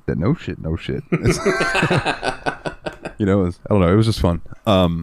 But I just get major satisfaction from swinging around in this game and exploring. Like, if they did one thing right in this game, it's like making the city feel alive, which I feel like is interesting because of how big this game actually is. Yeah. Like, you don't realize how big Manhattan is. Like, it's a big fucking island. Yeah. It's like, how's that a part of just one part of New York City? Like, it is huge. Yeah. And I almost wished, and only because my brother lived in Brooklyn, I wished that you could go to Brooklyn, but you'd have to cross the Brooklyn Bridge. I absolutely tried to go on a bridge and go to the Bronx. But you... I want to see how far it would let me go, and eventually a little message just comes that says, you're leaving the playing area. It's just Manhattan. Which is too bad. wouldn't have been great if it just could let you keep going throughout the entire world. Like, I'm going to keep going to the Bronx. Now I'm going to Yonkers. I'm going to keep on going. Now I'm in Boston. Now I'm in Canada. Later, idiots, I'm fighting crime. I'm wrestling a Quebec. saltwater gator in Australia. Hi, Adam. A saltwater gator. You mean a crocodile? Yes, crocodile, sorry. Whatever, Dalton. We're not all from Florida. They're the same thing. Crocodile, alligator, caiman, who cares? Let's just get on with it.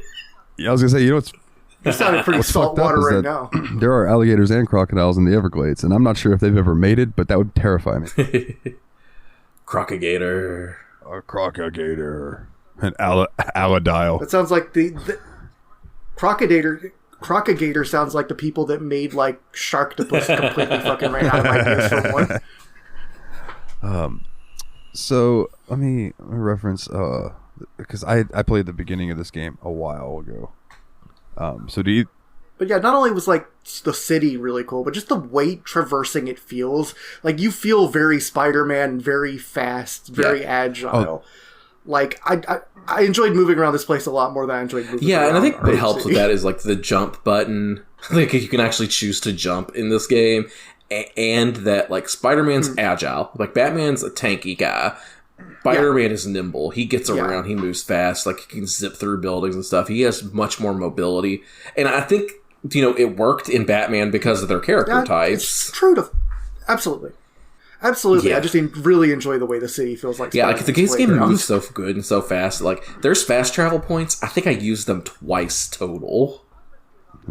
That wasn't meant to be a knock on Arkham, by the way, because it really does feel like you're Batman trying to get around. Yeah. He's very direct and to the point, whereas Spider-Man, you're loosey-goosey. You're really doing a bunch Fun of zipping fact and is, while you're playing the around, game, you know? Lee, I don't know if you've unlocked this perk yet in one of your level ups. Like, you can unlock where you can do stunts while you're swinging through the air, and you can gain experience points by doing stunts.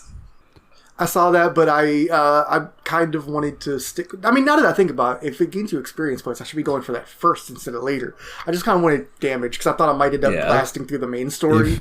And then I didn't. If you hit max level, you will have enough skills to get everything in those 3 trees. Yeah. So don't stress too bad about them. I didn't question for a moment that would be a fact, because I didn't see no reset perk button, and it would have been really crappy if they would make a broken Spider-Man. Broken man. He's like a superhero. So but really, he sucks. since you're the one that's like kind of like started the last out of us, do you want to kind of walk us through what happens in like the basically first act of the game? Sure. Let me pull up that one page so I can at least have the head. One thing the I headers wish is like help me a little the bit. chapter names were more directly involved with what they are, because just looking at the names, I'm not cutesy. sure what happened in a lot of these, which is why I kind of wanted you to be the one to talk about Act 1. But while you're me looking that that up, I want to touch on like the fact. I'm just like so happy and so impressed that they put so much effort into making the swinging feel as good as that they did. Because if the swinging would have sucked, This game would have sucked. this game would have been awful. But it is so fluid and so like you are in control. Like it's not. There's no jank about it at all. Like at least I didn't experience any. I think the combat still could have been good enough to make it an okay brawler without the good swinging, but that's what makes it a good open world game by far. The fact that all 3 of us would have rather swing around than use fast travel. Yep. Which I don't remember if we touched on this in this episode or in the Patreon, but I'm going to touch on it one more time just because. But like in the PS4 version, or we might even talk about this before we went on air. The PS4 version, fast travel was you went into the subway system, and then it showed like Spider-Man on the subway, and like the one that sticks out in my head is he's sitting there on his phone scrolling, and there's a dude sitting next to him with his head on his shoulder asleep, just like, and Spider-Man's just sitting there just like scrolling through his phone, and that would fast travel you to the other like wherever other subway point you chose. In the remastered version, you just pick a point and travel to it. I think you can still run into the subway to trigger a fast travel, but it doesn't show you on the subway. It just immediately jumps you because load times are so quick now that they don't need to cover it up with the subway scene like they did in the original PS4. So anyways, that was just a fun fact. Okay. Yeah, so I guess I can get into the start of the game. The game basically begins with you kind of you're Peter Parker. You wake up at home, and you go do Spider-Man stuff for a little bit, and you're late on your rent and dealing with Peter Parker problems in addition to Spider-Man problems, because that's kind of Peter Parker's whole thing.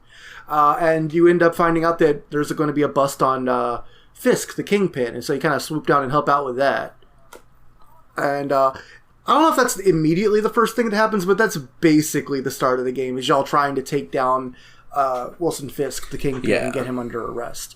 And he basically, after a pretty climactic and cool opening, he basically swears, "You'll regret doing this. The city will fall apart in 1 month." I control the city. The plot of the game is...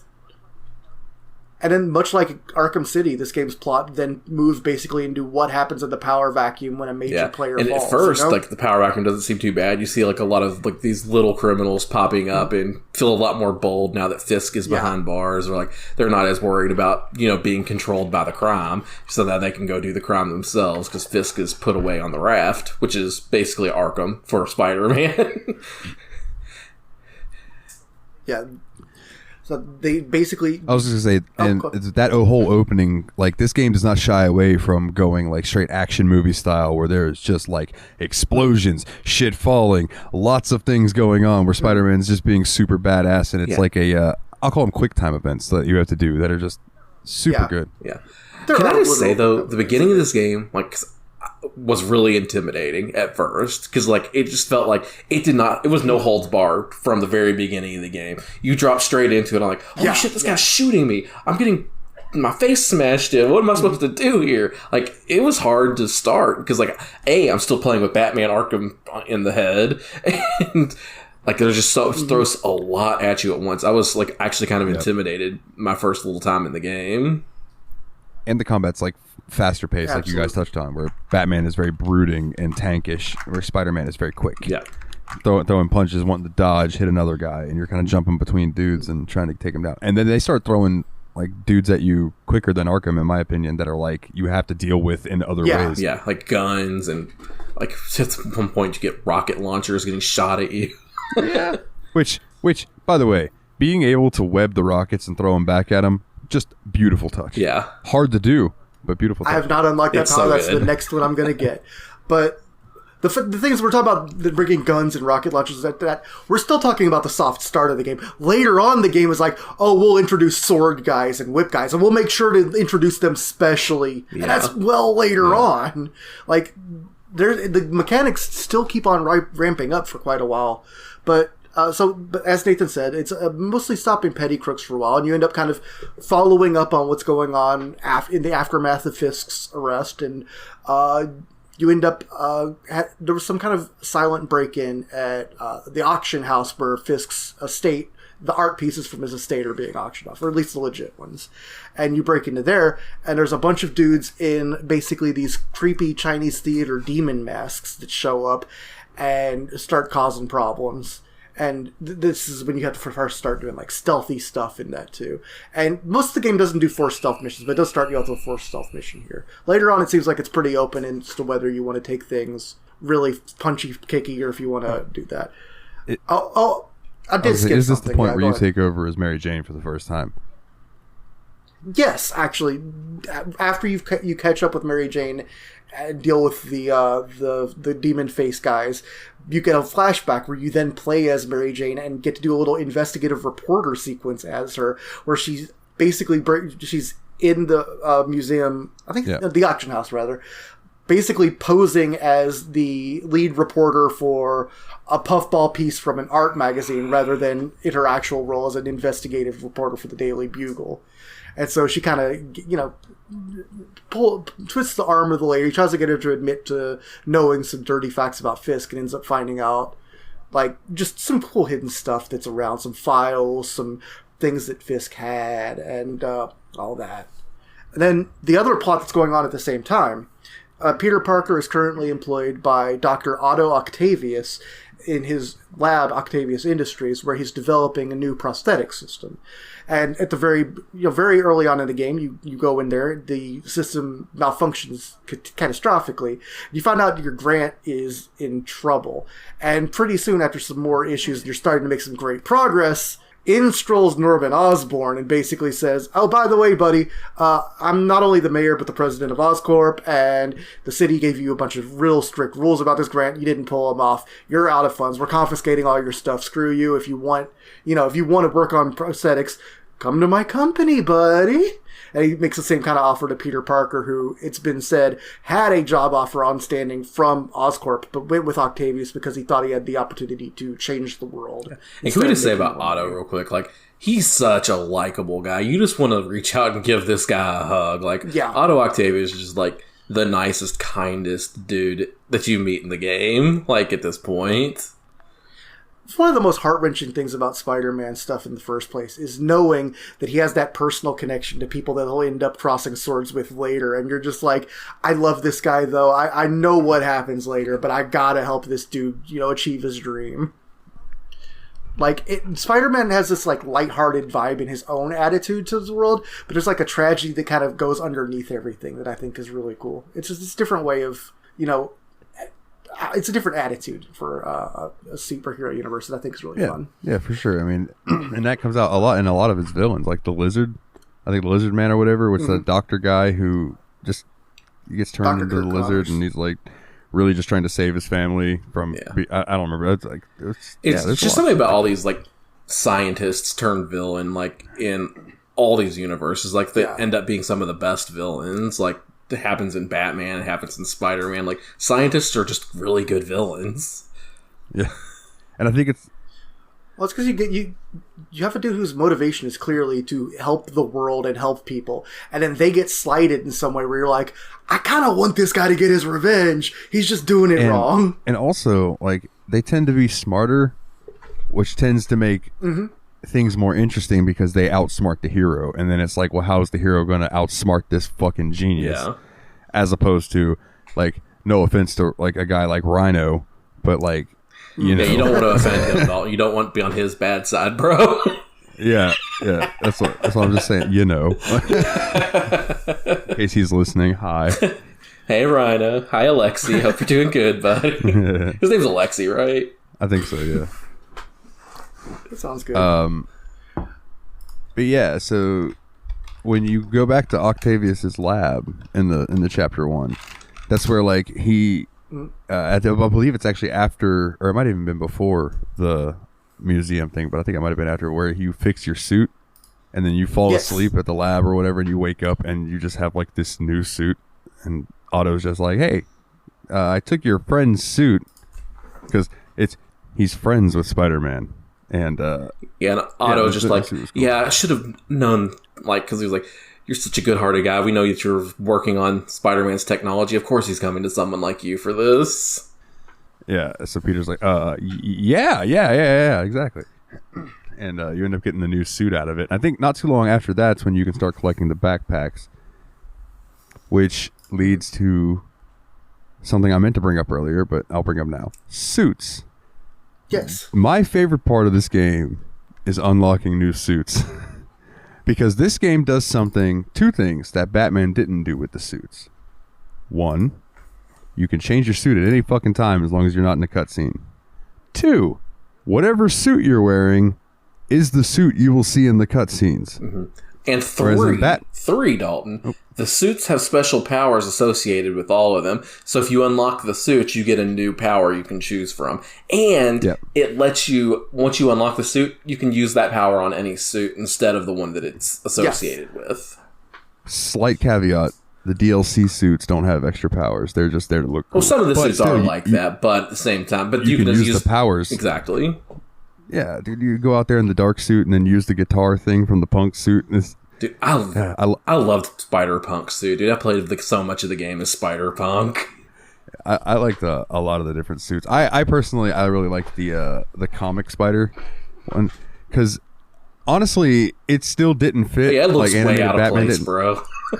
But it looked better to me than the animated Batman did. In that, like, because the difference is the animated Batman one wasn't as like the thing about the Spider-Man one is had a more cel-shaded look as opposed to the animated one, which kind of tried to look like a realistic animated Batman. It's like the way the artistic direction around the Spider-Man animated costume was way better than the Batman one.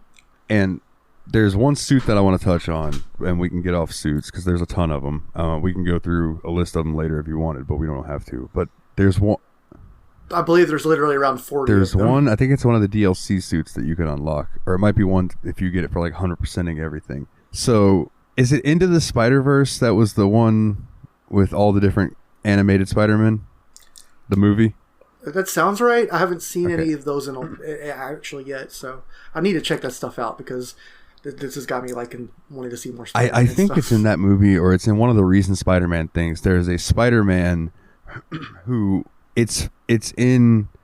How do I explain this? The frames are slow, so like you see it move frame by frame almost. And there's a suit like that in the game that when you swing, it like juts, like you can see it frame by frame as it's going. Whereas like everything else around you is still moving at whatever frames a second, and this thing's moving at like you can see each frame as it goes, and it's just like a strobe I light don't think it effect? flashes. I mean, it might flash. I don't know, but it's just it's like it cuts. I don't know how to explain it. It just looks real janky, but it looks really cool at the same time because I don't know. I've only seen clips of it, and this was on the PS4 version, so I haven't unlocked it yet though. I have 100%ed one of the DLCs, and I'm 64% to another one. So. Couldn't have gotten 5 more % for that, Dalton. Damn. I'm sorry. I was like, quitting out to record and stuff. Fuck you, Nate. Anyway, Willie, continue, sir. I didn't mean to interrupt. Oh, that's fine. I did photograph all the sightseeing. I did do all the landmarks. I just saw it on my. I looked on my Steam. I got an achievement for it. Yeah. How about that? So let's see. I think I brought up the story. So one of the main stories so far are Fisk's arrest and the power vacuum that ensues, and also Octavius's research being interrupted by Mayor Osborn. Osborn's also facing re-election right now, so he's kind of trying to be really public and visible. And and then let's see. What's the? I guess the other main plot sort of is there's like a new like a homeless shelter type place, like a really deluxe luxury homeless, well, not luxury, but you know what I mean, a really deluxe homeless shelter that's being run that Aunt May works for and is like one of the touch points you visit a lot early on in the game. And it's like kind of a cool place with a lot of like positivity, because you send someone over there early on and they're like really like didn't want to at first, but then they act like, they get a job. What's the name of the guy that runs that place? Herman Lee? That's Oh, yeah, Martin. Damn it. Herman Lee's the guy from Dragon Force. Yeah, he's just in there playing guitar, and everybody at the homeless shelter's like, "We're hungry," and he's like, "Shut up, I'm soloing." With a fire and the flame. it's cool though. Herman Lee can play like a 10-minute guitar solo in 2 minutes, so it won't take that long. That's true. But yeah, Feast. That's a cool place. Yeah. Fun fact about the Feast. Yeah. There's a wall that has like an employee of the month type thing with all the pictures on it. Those are all the developers. Nice. Oh, I took a selfie with it. Because I like in this game's photo mode, you can switch it over to selfie, and it's just tremendous. Photo mode in this game is fantastic, Yeah, it's by the really way. good. I fucking love it. But so, you after you've beaten off the guys in the demon mask,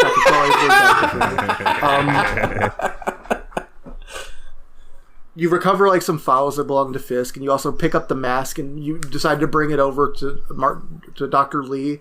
Because I'm not just going to say Dr. Lee because I keep saying Lee. Try to say his full name. If I keep saying Martin, I'm eventually going to call him Herman Lee also, and then I'll feel silly. It just the flow of those names is almost exactly the same, and they're both spelled L-I. But anyway, so you take the thing over to Lee, and you're asking his opinion on it because he has a master's of fine art in art history, and he's not used it because he's been more of a businessman philanthropist type guy. And he basically looks at it and says, "Hey, don't be dealing with this. This is bad stuff." He kind of looks like spooked by it and all that, and the plot continues, and the guys in the demon masks keep showing up more and more often until they basically become like the largest street gang in New York at the time, and basically, unlike the regular thugs, they're like armed with military grade weaponry. They are carrying like the rocket launchers and stuff, and in addition, they have weapons that have almost like a magical energy look to them. Like they have like this weird glow and stuff, and it's very spooky and very cool. Yeah, they're a pain in the ass.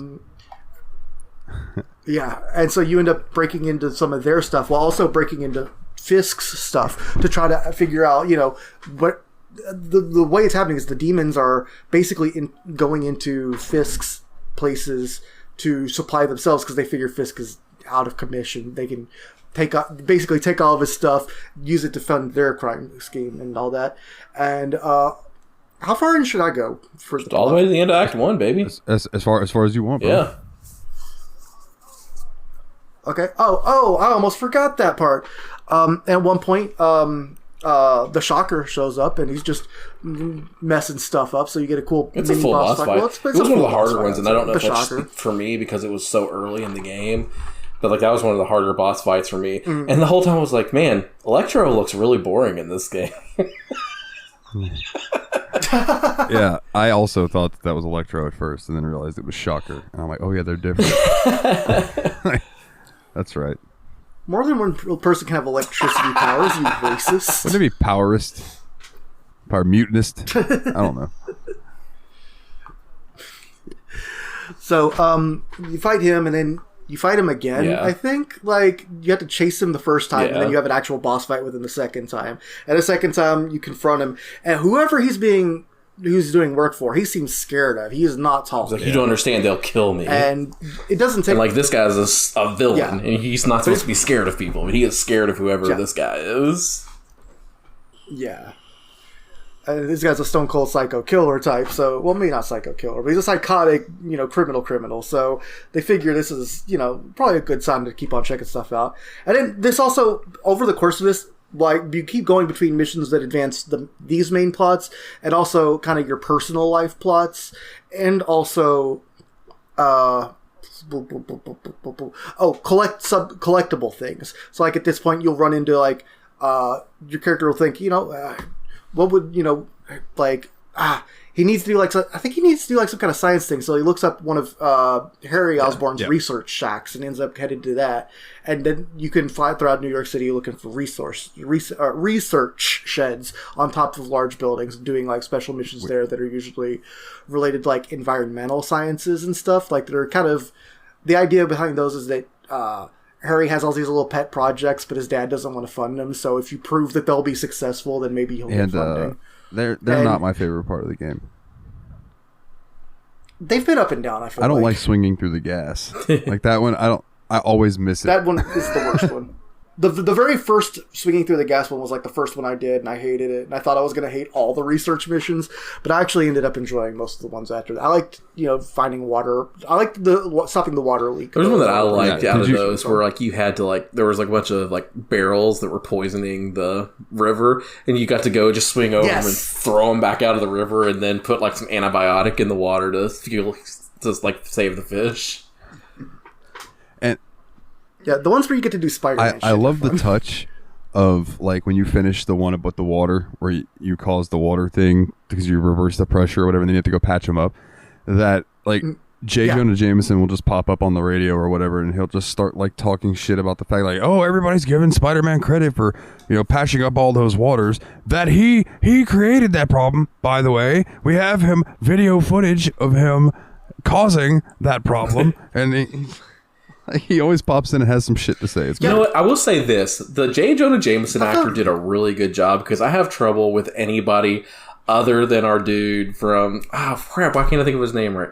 J.K. Simmons, thank you. Being J. Jonah Jameson now. But so that guy did a really good job. But...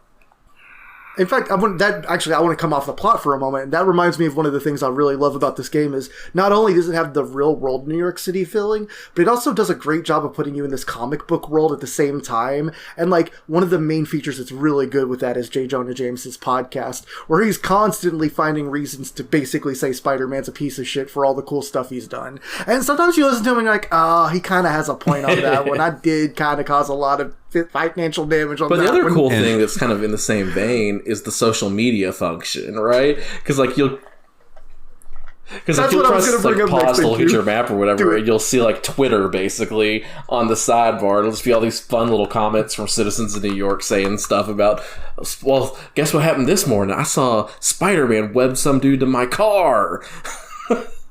Yeah, I was the one I saw was I was running late for work, and then Spider-Man webbed somebody to my car. Now I have an excuse. Thanks, Spider-Man. That's the one.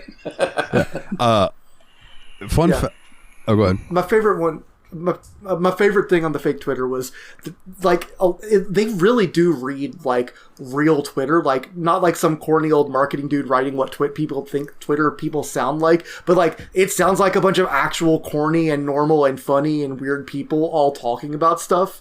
And my favorite one is there's even like a parody J. Jonah Jameson unauthorized type account. And it keeps tweeting shit like, if Spider-Man is really stopping all the crimes, then why does Gino still get away with putting pineapple on pizzas? I feel like you could only have written that if you actually understand Twitter. Because that is... There's a fun Easter egg on the Twitter on there, too, where J. Jonah Jameson's thing is JJJ at home, and his son is on there as JJJ in space. JJ in space. And I thought that was cool, because his son's the astronaut that he ends up becoming... I know they're responsible for bringing down the shit that becomes Venom, but like, he ends up becoming a villain, a super villain at some point during the animated series, I think. I don't remember who it was. Oh well, it doesn't matter. Yeah, but I thought those things were really cool for building like a world that just feels living and breathing, and it's reacting to stuff you do. Even like you said, like the things like webbing people up. That's like a reaction to when you just do a minor crime, not even a like storyline mission. Like they will react. They will say, "Is Spider-Man doing okay?" Because I just saw him like pulling stuff out of some unintended backpack he saw. Does he need money? Quickly, just because I looked it up, he was known as Colonel Jupiter, the Man Wolf, or Star God. 3 names for one guy. That's a wild bunch of brands. But yeah, I guess the next main plot point, though, is like you finally are kind of figuring out that it is all about these demons, and you're trying to finally get them wrapped up. So eventually you get a call from the chief of police, who you've developed a good relationship with. Also, him interacting with the chief of police is so funny, because he'll go into this character's like, Spider Cop reporting for duty, and she's just like, oh god, not this again. Yeah. Yuri Watanabe. Yeah. Watanabe. She's awesome. Yuri's great. Like and so eventually, Yuri was like, hey, we have a lead on this one place. Meet one of our best cops out there. His name's Officer Davis. So you meet Jeff Davis out there at this shipyard. Thank you. And basically, it's another big scene where you take down a bunch of people and you break into this warehouse that the demons have been at with Jeff Davis. And you start like finding out what's going on there. You have to find like a bunch of secret doors and stuff using this new electric power you get from him, because he tosses you his stun gun and Spider-Man just takes it apart and makes the electric shot web sling. And so basically you use that to start finding these hidden doors in there. And eventually you make your way to this tunnel, right? And into this tunnel, like you finally, like, I forgot what you were looking for. Do you remember that part? So hold on. You were in, this was one of Fisk's places originally. You're expecting the demons to hit it. And so it was formerly a bootlegger type thing. So they have a bunch of hidden passages and stuff. And in the vault you were looking, hold on. I'm looking at it if you want. They had like their shit hidden, like their guns and their weapon supplies and all of that hidden in one of these areas. Yeah. And then it turns out that the demons had come in like through the wall instead of going in the other way. And by the time you get there, all the shit's gone. And then you get into a chase. You get to fight your way out, and then you end up in a chase with the demons. Yeah. And so you finally get to the end of that chase sequence, and you stop the car, and Officer Davis saves Spider-Man there somehow. I can't remember exactly how it happens at the end. Like he like punches a guy, and he just goes straight down. Yeah. I think you're about to get bopped, and he pistol whips. And so like all of a sudden, like Davis is this big hero in town. Yeah. And he seems like a really cool guy too. Like you get to speak with him a lot throughout the mission, and like I think they're like in between Yeah. the next couple missions. That's like too. the last major mission before shit gets really real. The The end end of Act 1 segment. Like, yeah. But don't you meet Miles somewhere in there at that point too? You literally meet Miles. I think you meet him during the ceremony or something around there. It was right before the ceremony. when is- yeah. Oh, real quick, when is it somewhere in here? Because I know it's in this area because I'm looking at it. Where you have to go around and try to find. You go back to Spider-Man's apartment, and all his shit's gone because he got evicted and he got thrown away. Dude, that was whole Home Sweet scene Home, where he's yeah. like calling the dude, and they're having the conversation. They're like, "Yeah, are they at Nico's Pizza? They're probably over at Nico's Pizza." Old Nico's or new Nico's? Old Nico's over there. Whatever the fucking he goes there. And he's like, all right, well, if they're not there, then and it's just them trying to figure out where this shit is, and it's just I don't know. That whole interaction just cracked me up. Yeah, that was good. Yeah. It was a very fun basically Spider-Man gets evicted at this point because he's late in his job or late in his rent, and his job is not paying him right now because they just lost all their funding. So, yeah, that happens, and you end up just flying around the city. It's a very low-stakes personal drama, but you're looking for Spider-Man's spider drive or whatever that has a lot of his cool gadget info on it. So when you do find it, you end up getting a new gadget to the web bomb, which you immediately use because you get ambushed. I love the web bomb. Anytime I had a mission that required a big combo, I would start with those because it would just make my fucking combo go straight up high, and then I'd work from there. Nice. Yeah, I really liked the suit power. I think it was called Web Blossom, that you just hit both your sticks in and it just shoots web all around you and webs every single enemy in the vicinity. That's the power you get from And I used it a first lot through the whole unlock. game. It's that good. Me too. I do have a quick question. When is it that the cameo happens? Is it before this stuff? Did we skip over it? It is. It's a little bit before this, I think. Yeah, you end up meeting up with MJ for dinner shortly after you get. I think it's either just before or just after you lose the apartment, and the cameo does deserve mention. So you go ahead with that. You guys are in the diner talking, and I believe it's when he's asking if he could stay at MJ's apartment. Yeah, I think you're right. And basically, they hear a voice. And it cuts over to the guy who's the fry cook at this diner. And he's like, I always wanted to see you two kids together or something like that. And it's fucking Stan Lee. Did anybody else get almost a little teary-eyed when you saw Stan Lee there? Oh. Yeah, dude. I ripped it. If you look down at my notes, I literally wrote it just about ripped my heart in half.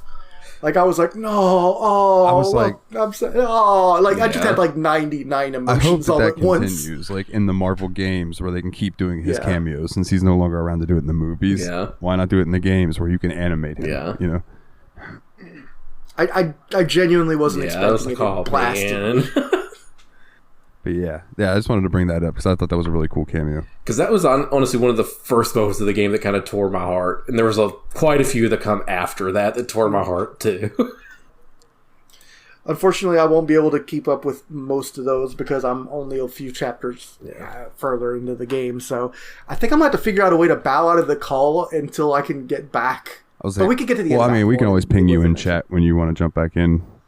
But this is the point where you meet my bitch, Felicia Hardy, otherwise known as Black Cat. She leaves you the little, there's a tape recorder with a little note that says play me with a heart on it and a kitty. And this is where I had the next collectible that I went and did all of them.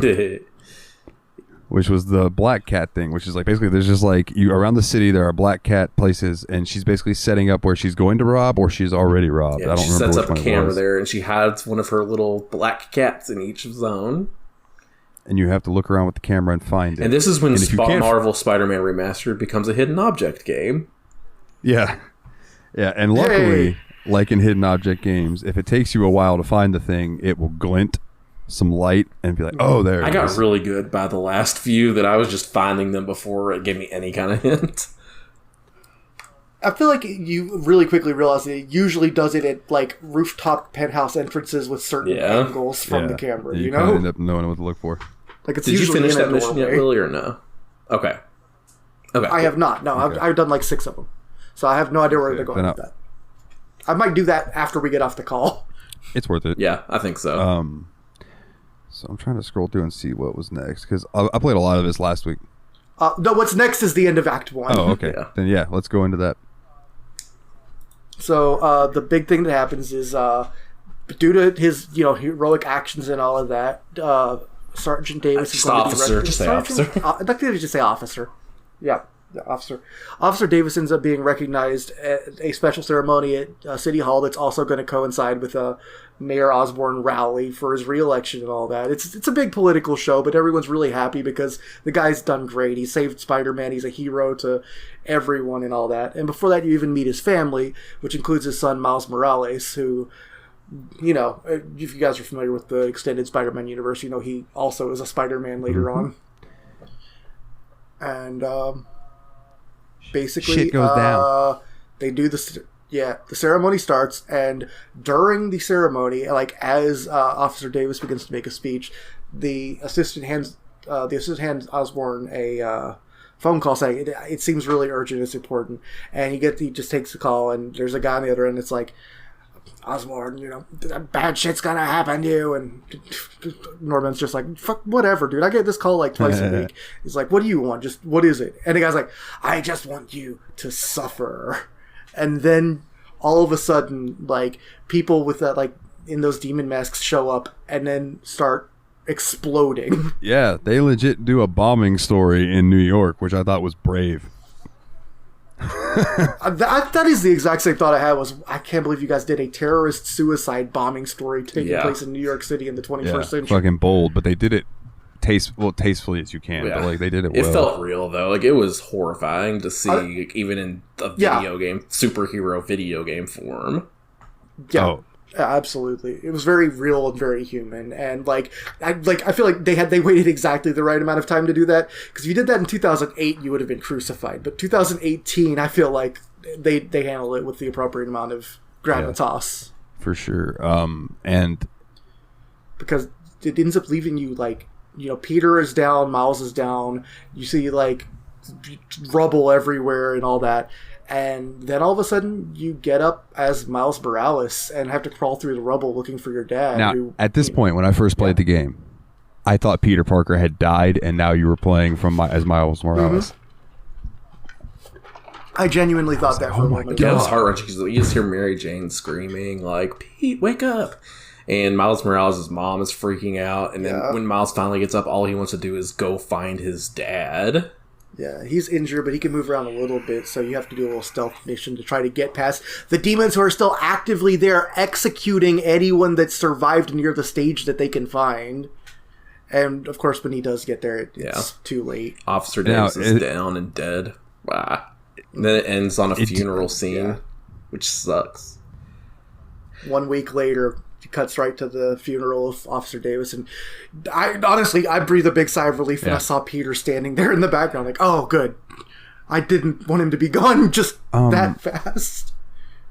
Not that I would have minded if it had become a Miles Morales game at that point, but I was like, I was getting attached to your story. What about your fiction? During that explosion scene with the demons and all of that, does it reveal who the leader of the demons is? Yeah. Doesn't it? Or gives you a glimpse of him? Yeah, there's a really strong hint. No, yeah, I think that's actually. I think he shows up at the end and says, "We've got to go." That's right. That's right. He calls him off of Morales. He basically they've got a gun pointed at Miles, and then you see him show up, and he says, "That's it. We've got to get out of here." And it's the super nice guy that you love that was working at the Feast Center and been basically your aunt's nice boss, and everyone loves him, and he helped you with all that, and you probably figured it out the moment he had a bad reaction to the mask. Martin Lee being Mr. Negative. Yeah.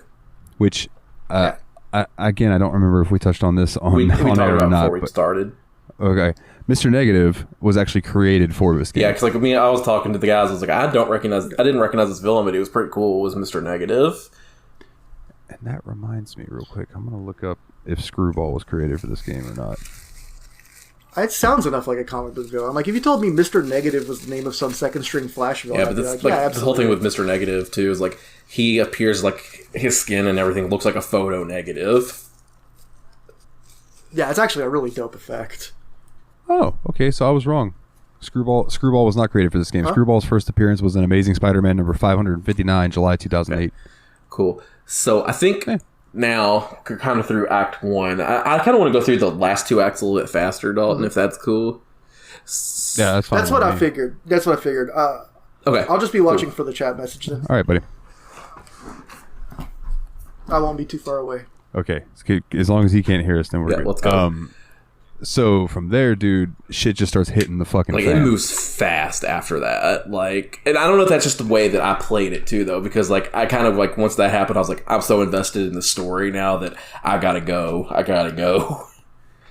Yeah, so it basically goes from, like, Mr. Negative, and then he goes and hits Rikers and frees the prisoners and shit. Like, the demons go and free, like, people are running rampant at Rikers. So you have to go solve that. While you're doing that, Raft, is that what it's called?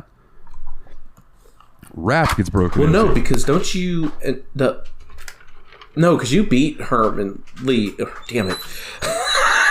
Yes. Martin Lee before that. You end up beating Martin Lee and putting him in prison at some point in the game because it's not him that frees everybody from Rikers, and it's...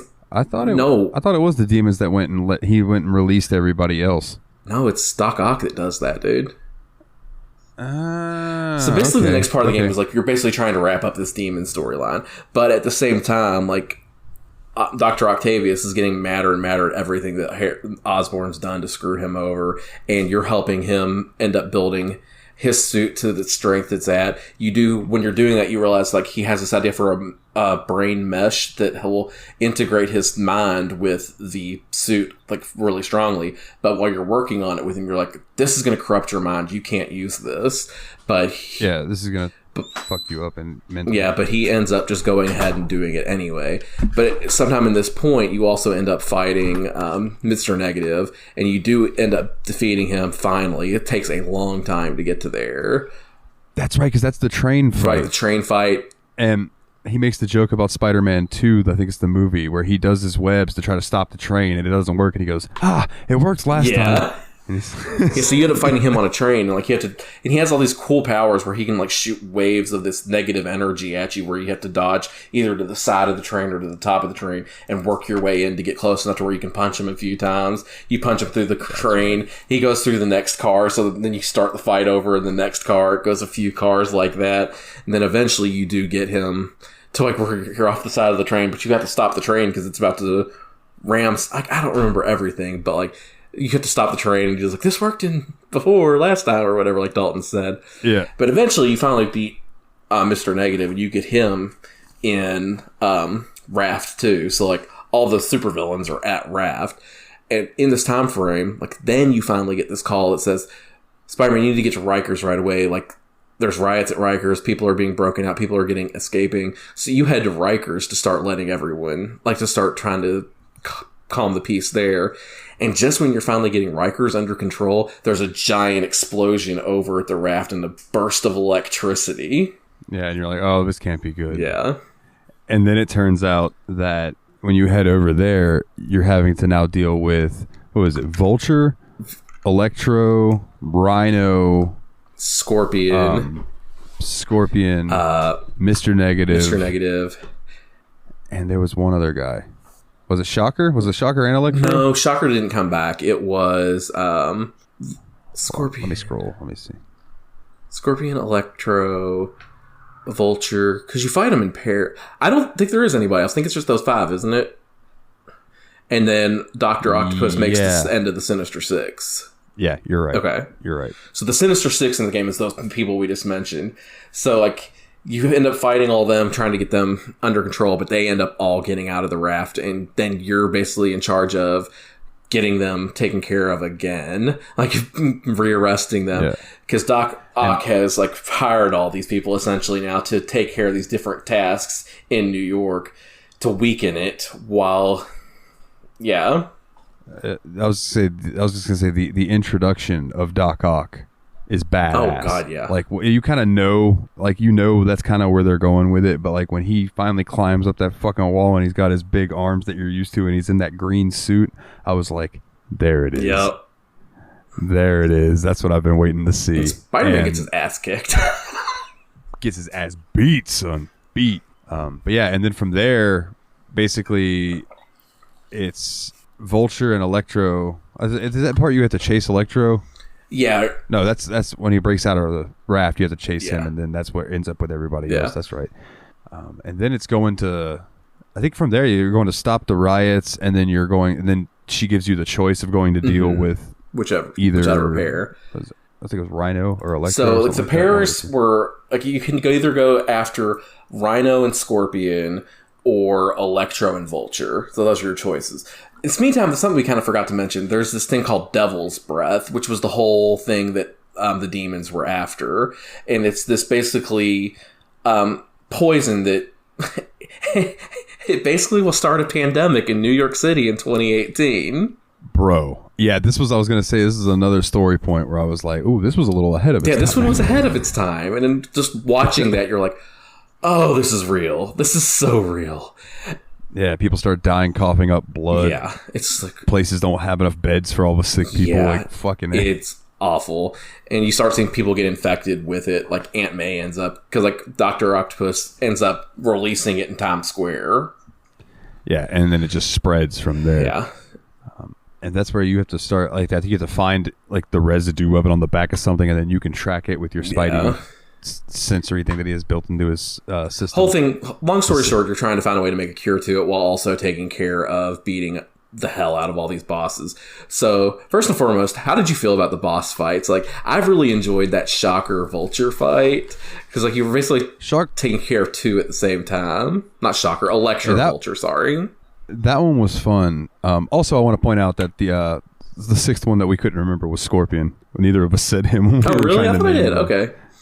Oh, you might have. I Okay. didn't know. I was like, that's the one I've forgotten. But I didn't mind that fight because there was a lot of swinging around and trying to hit him and everything. The Rhino Scorpion fight could lick a dick. I didn't have that much problem with it. Like, Scorpion was kind of the easy target. Once you took Scorpion out, Rhino was pretty easy because you had to pull things down in front of Rhino from, like, cranes and things. Yeah. Whereas Scorpion, all you had to do was web him. Yeah, I didn't realize how to hurt Rhino at first. So it was a lot of me jumping around like, all right, I see that it's telling me to, but I was thinking it was asking me to zip to those locations. And I'm like, I don't need to do that. And then it clicked with him. I'm like, oh, that's R1 and L1. Yeah. Oh, okay. And then yeah, it wasn't so bad after that. But yeah, so I didn't mind that fight. And then you fight Martin Lee, aka Mr. Negative again.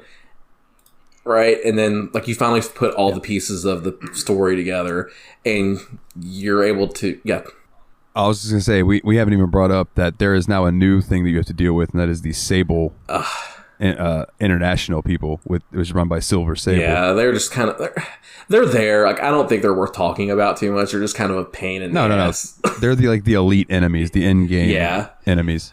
Yeah, and so then like you go and fight Martin Lee, aka Mr. Negative, one more time.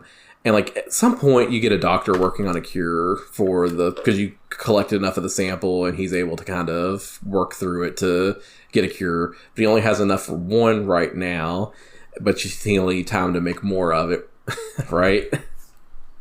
Yeah, it's basically like this cure can be used to cure one person, or we can like do something with the antibodies and then create a cure based on this. But like this is the only surviving piece. And it'll take like 24 hours to make that full cure. Yeah. But that happens after the Doc Ock fight, right? Well, he takes it, and then you have to go and chase him down because that's one of the reasons you're going after him is A, you want to stop him, and B, he's got that cure. Right. And at this point, Aunt May is like on her deathbed needing a cure. Yeah. So you go and the fight with Doc Ock is epic. It's good. That whole fight was fucking fantastic. I didn't think it was hard, but I thought it was really good. No, yeah, very cinematic. Yeah. With you guys fighting on the side of the building. That end part, like after you kind of defeat the real main boss part of it, because I don't think you can die at that the second phase of it, where you're on the side of the building. I don't believe so. But like, it's just the whole thing of Peter yelling at him, because like at this point, like Doc Ock kind of even says he knew it's Peter Parker all along, and that just made Peter so furious. Like, you knew this whole time, and you still did this. Yeah. You knew, and. Yeah, this is where I started pulling at your heartstrings because they started really pulling on the relationship that they built in the beginning of the game between Dr. Octavius and Peter. The three parts that pulled at my heartstrings were there's more than three, goddammit. Well, the first three were this, Officer Davis getting killed and the Stan Lee cameo. But this part was just so rough because yeah, and then like when Peter leaves him there, yeah, because like Dr. Oct is like trying to like be the evil mastermind and be like, no, I've changed. I'll be different, Peter. And Peter almost seems like he's gonna fall for it. Peter. Oh my God, we haven't done that the whole episode, but yeah, Peter. Don't leave me here. Peter, I can't walk. Don't leave me. But I got the gist that like on that fall he broke his back, or maybe his body's just getting that bad where he can't really move that much on his own. But yeah, it basically finally Peter tells him like, no, I'm gonna leave you here for the cops to get you and you can get help. Yeah. And then one of the last scenes you see is Doc Ock being thrown into prison. Yeah. And then after the scene you go back to where Aunt May is being treated and you have the cure. And that's when you find out, like, you know, the doctor's like, you can use it for one person, or we could take it for 24 hours. And he's standing there, like, you know, he's Spider-Man in a Spider-Man mask and all that and everything.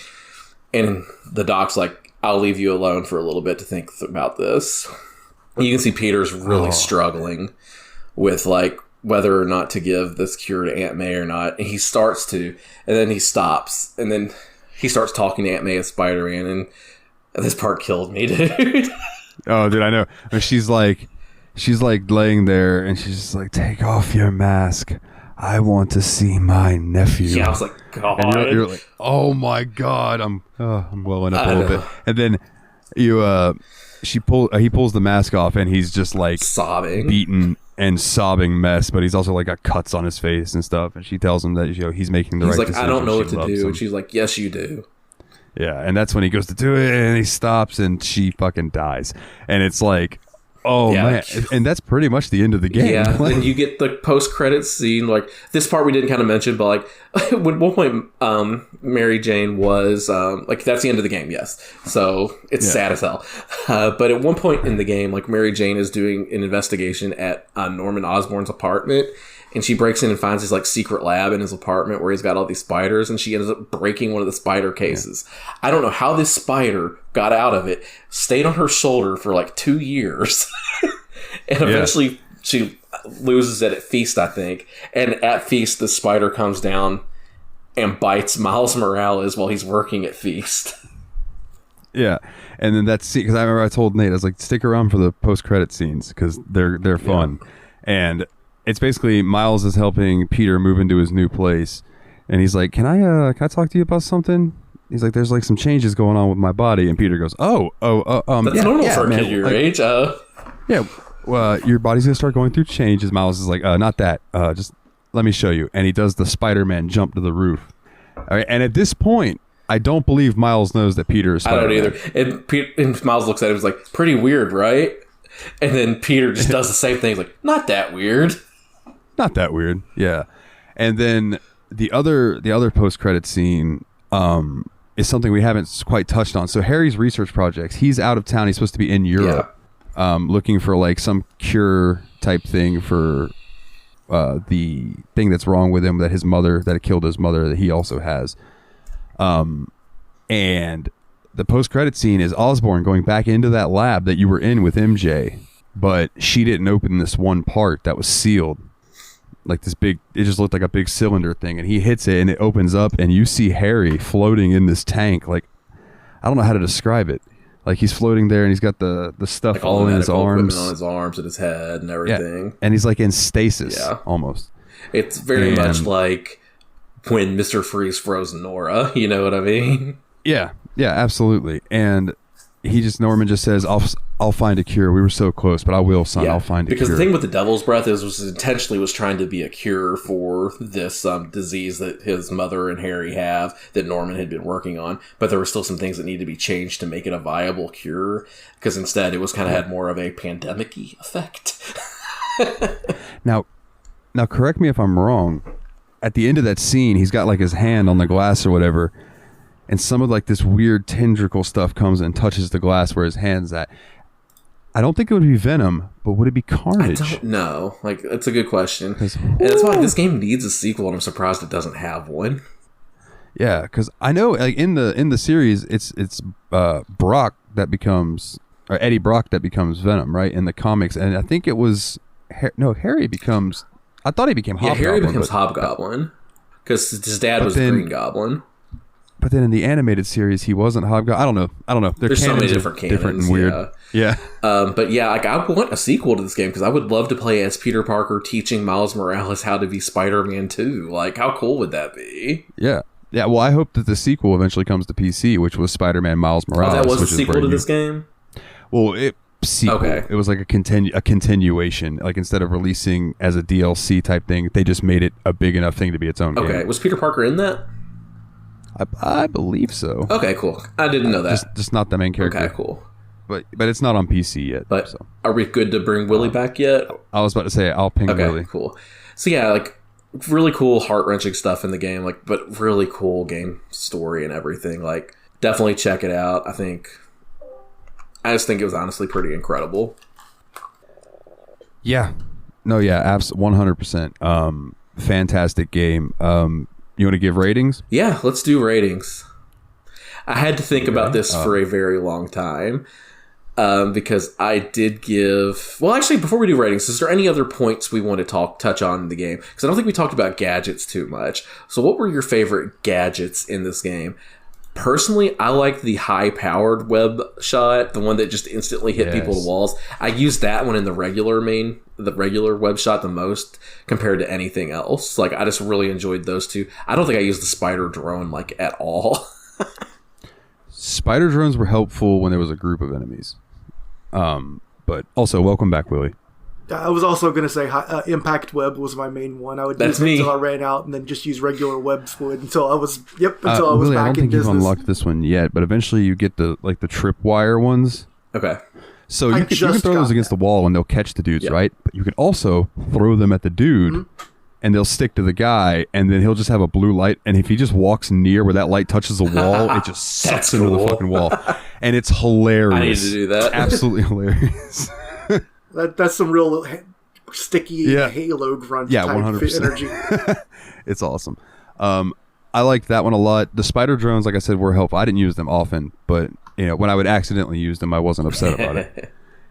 Because there were a lot of times that I was going to fire my regular webs, and I would accidentally hold R1 just long enough that I hit a direction and change where I'm throwing.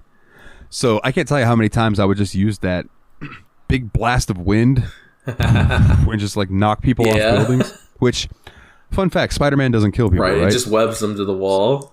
When you knock them off the wall, they'll fall for a while, and then they'll just randomly get webbed to the wall. Yeah, it's so funny. So they don't die. It's so funny. Like, sucked back into the building. Because I tried to knock someone as far off of a building as I can that was like 64 stories high just to watch them and see what happened. And eventually they just kind of get sucked back into the building. For all I was like, oh, that dude's dead. Oh, okay.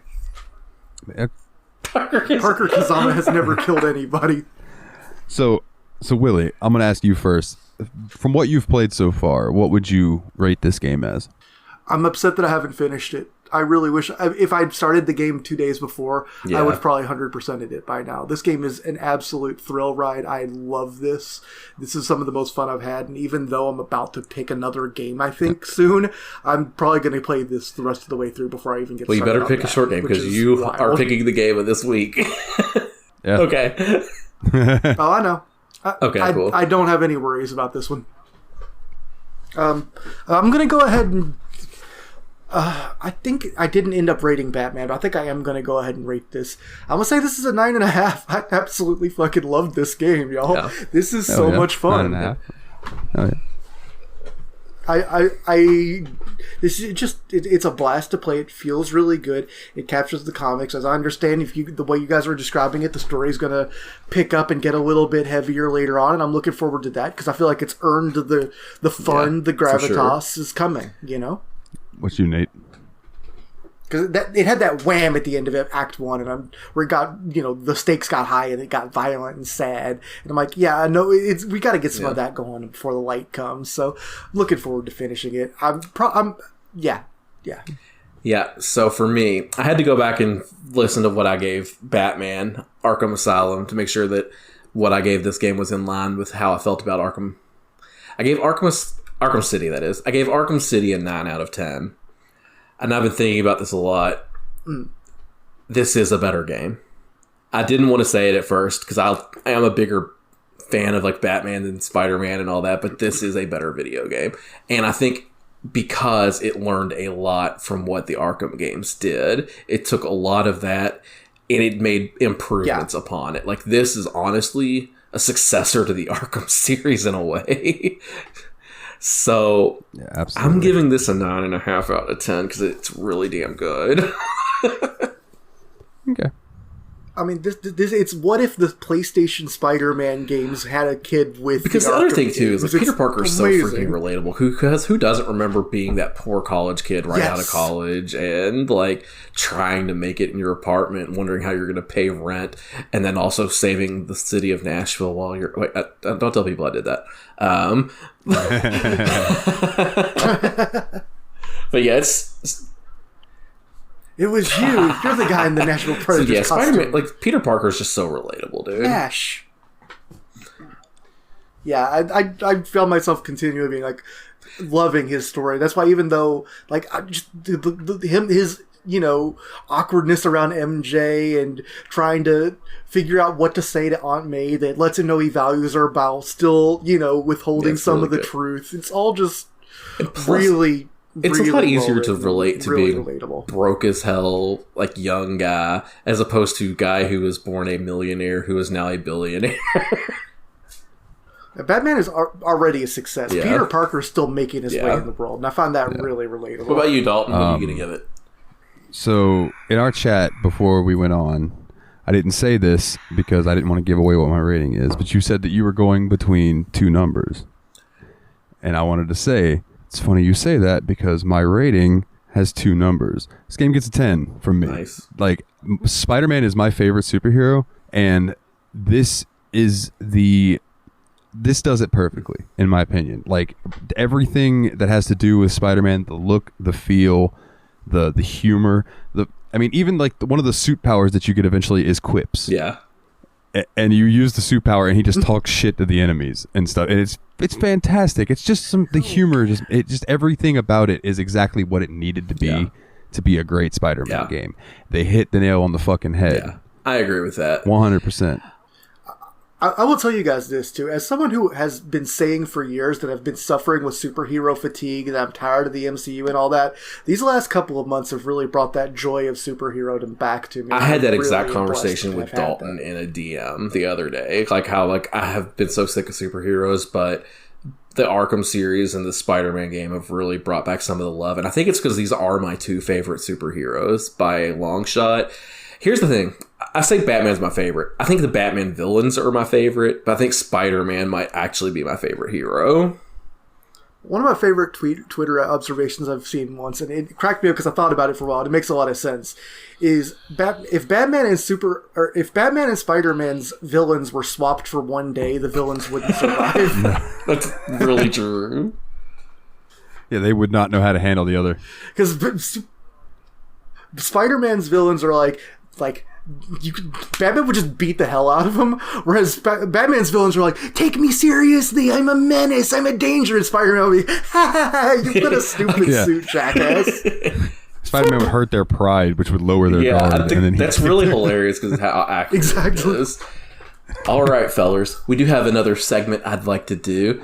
We have questions from the fans. Oh, cool. Yeah. So first off, from our buddy Aries or Adam, who is your favorite Spider-Man villain? I have a double answer to this. I think overall, I might go ahead and say mine first then, because I think I might be able to step on your double answer. This is probably not the kind of answer you're looking for, because when people ask a question like your favorite hero and villain, they're almost always talking about supers and suits. My favorite Batman villain is J. Jonah Jameson. But yeah. You said Batman. Did I say Superman? Yeah, I love how Superman. My favorite Superman villain is J. Jonah Jameson. I just love when he goes after the Man of Steel. Like his constant wheedling and like the fact that he has he has a perspective that kind of makes sense, but he's just such a magnificent asshole about it, and like he'll never admit he's wrong. He's believable, but just such a jerk. But you love him because he's so over the top. He's very much pro wrestling. He's like Alex Jones of the Marvel Universe. Yeah. Dalton, what about you? Who's your favorite Spider-Man villain? Oh man, I hate to just be like that guy. Do it, be that guy. But it's fucking Doc Ock, man. I can't blame like you. you can't beat Doc Ock. Yeah. So that's part of my double answer. Like, obviously, I think Doc Ock Kingpin's kind of close, but not quite there. But Doc Ock is by far the Spider-Man villain. He is the Joker, like, level of perfection in a villain for Spider-Man. But design-wise, I've always really had a soft spot for Scorpion. I think he's a really cool guy. Cool. Yeah. I also really enjoy it. Like, his whole like suit mechanic and all of that stuff. Yeah. I also want to give a shout out to Green Goblin. Oh hell yeah! Especially Willem Dafoe. Yeah. Yeah. Yeah.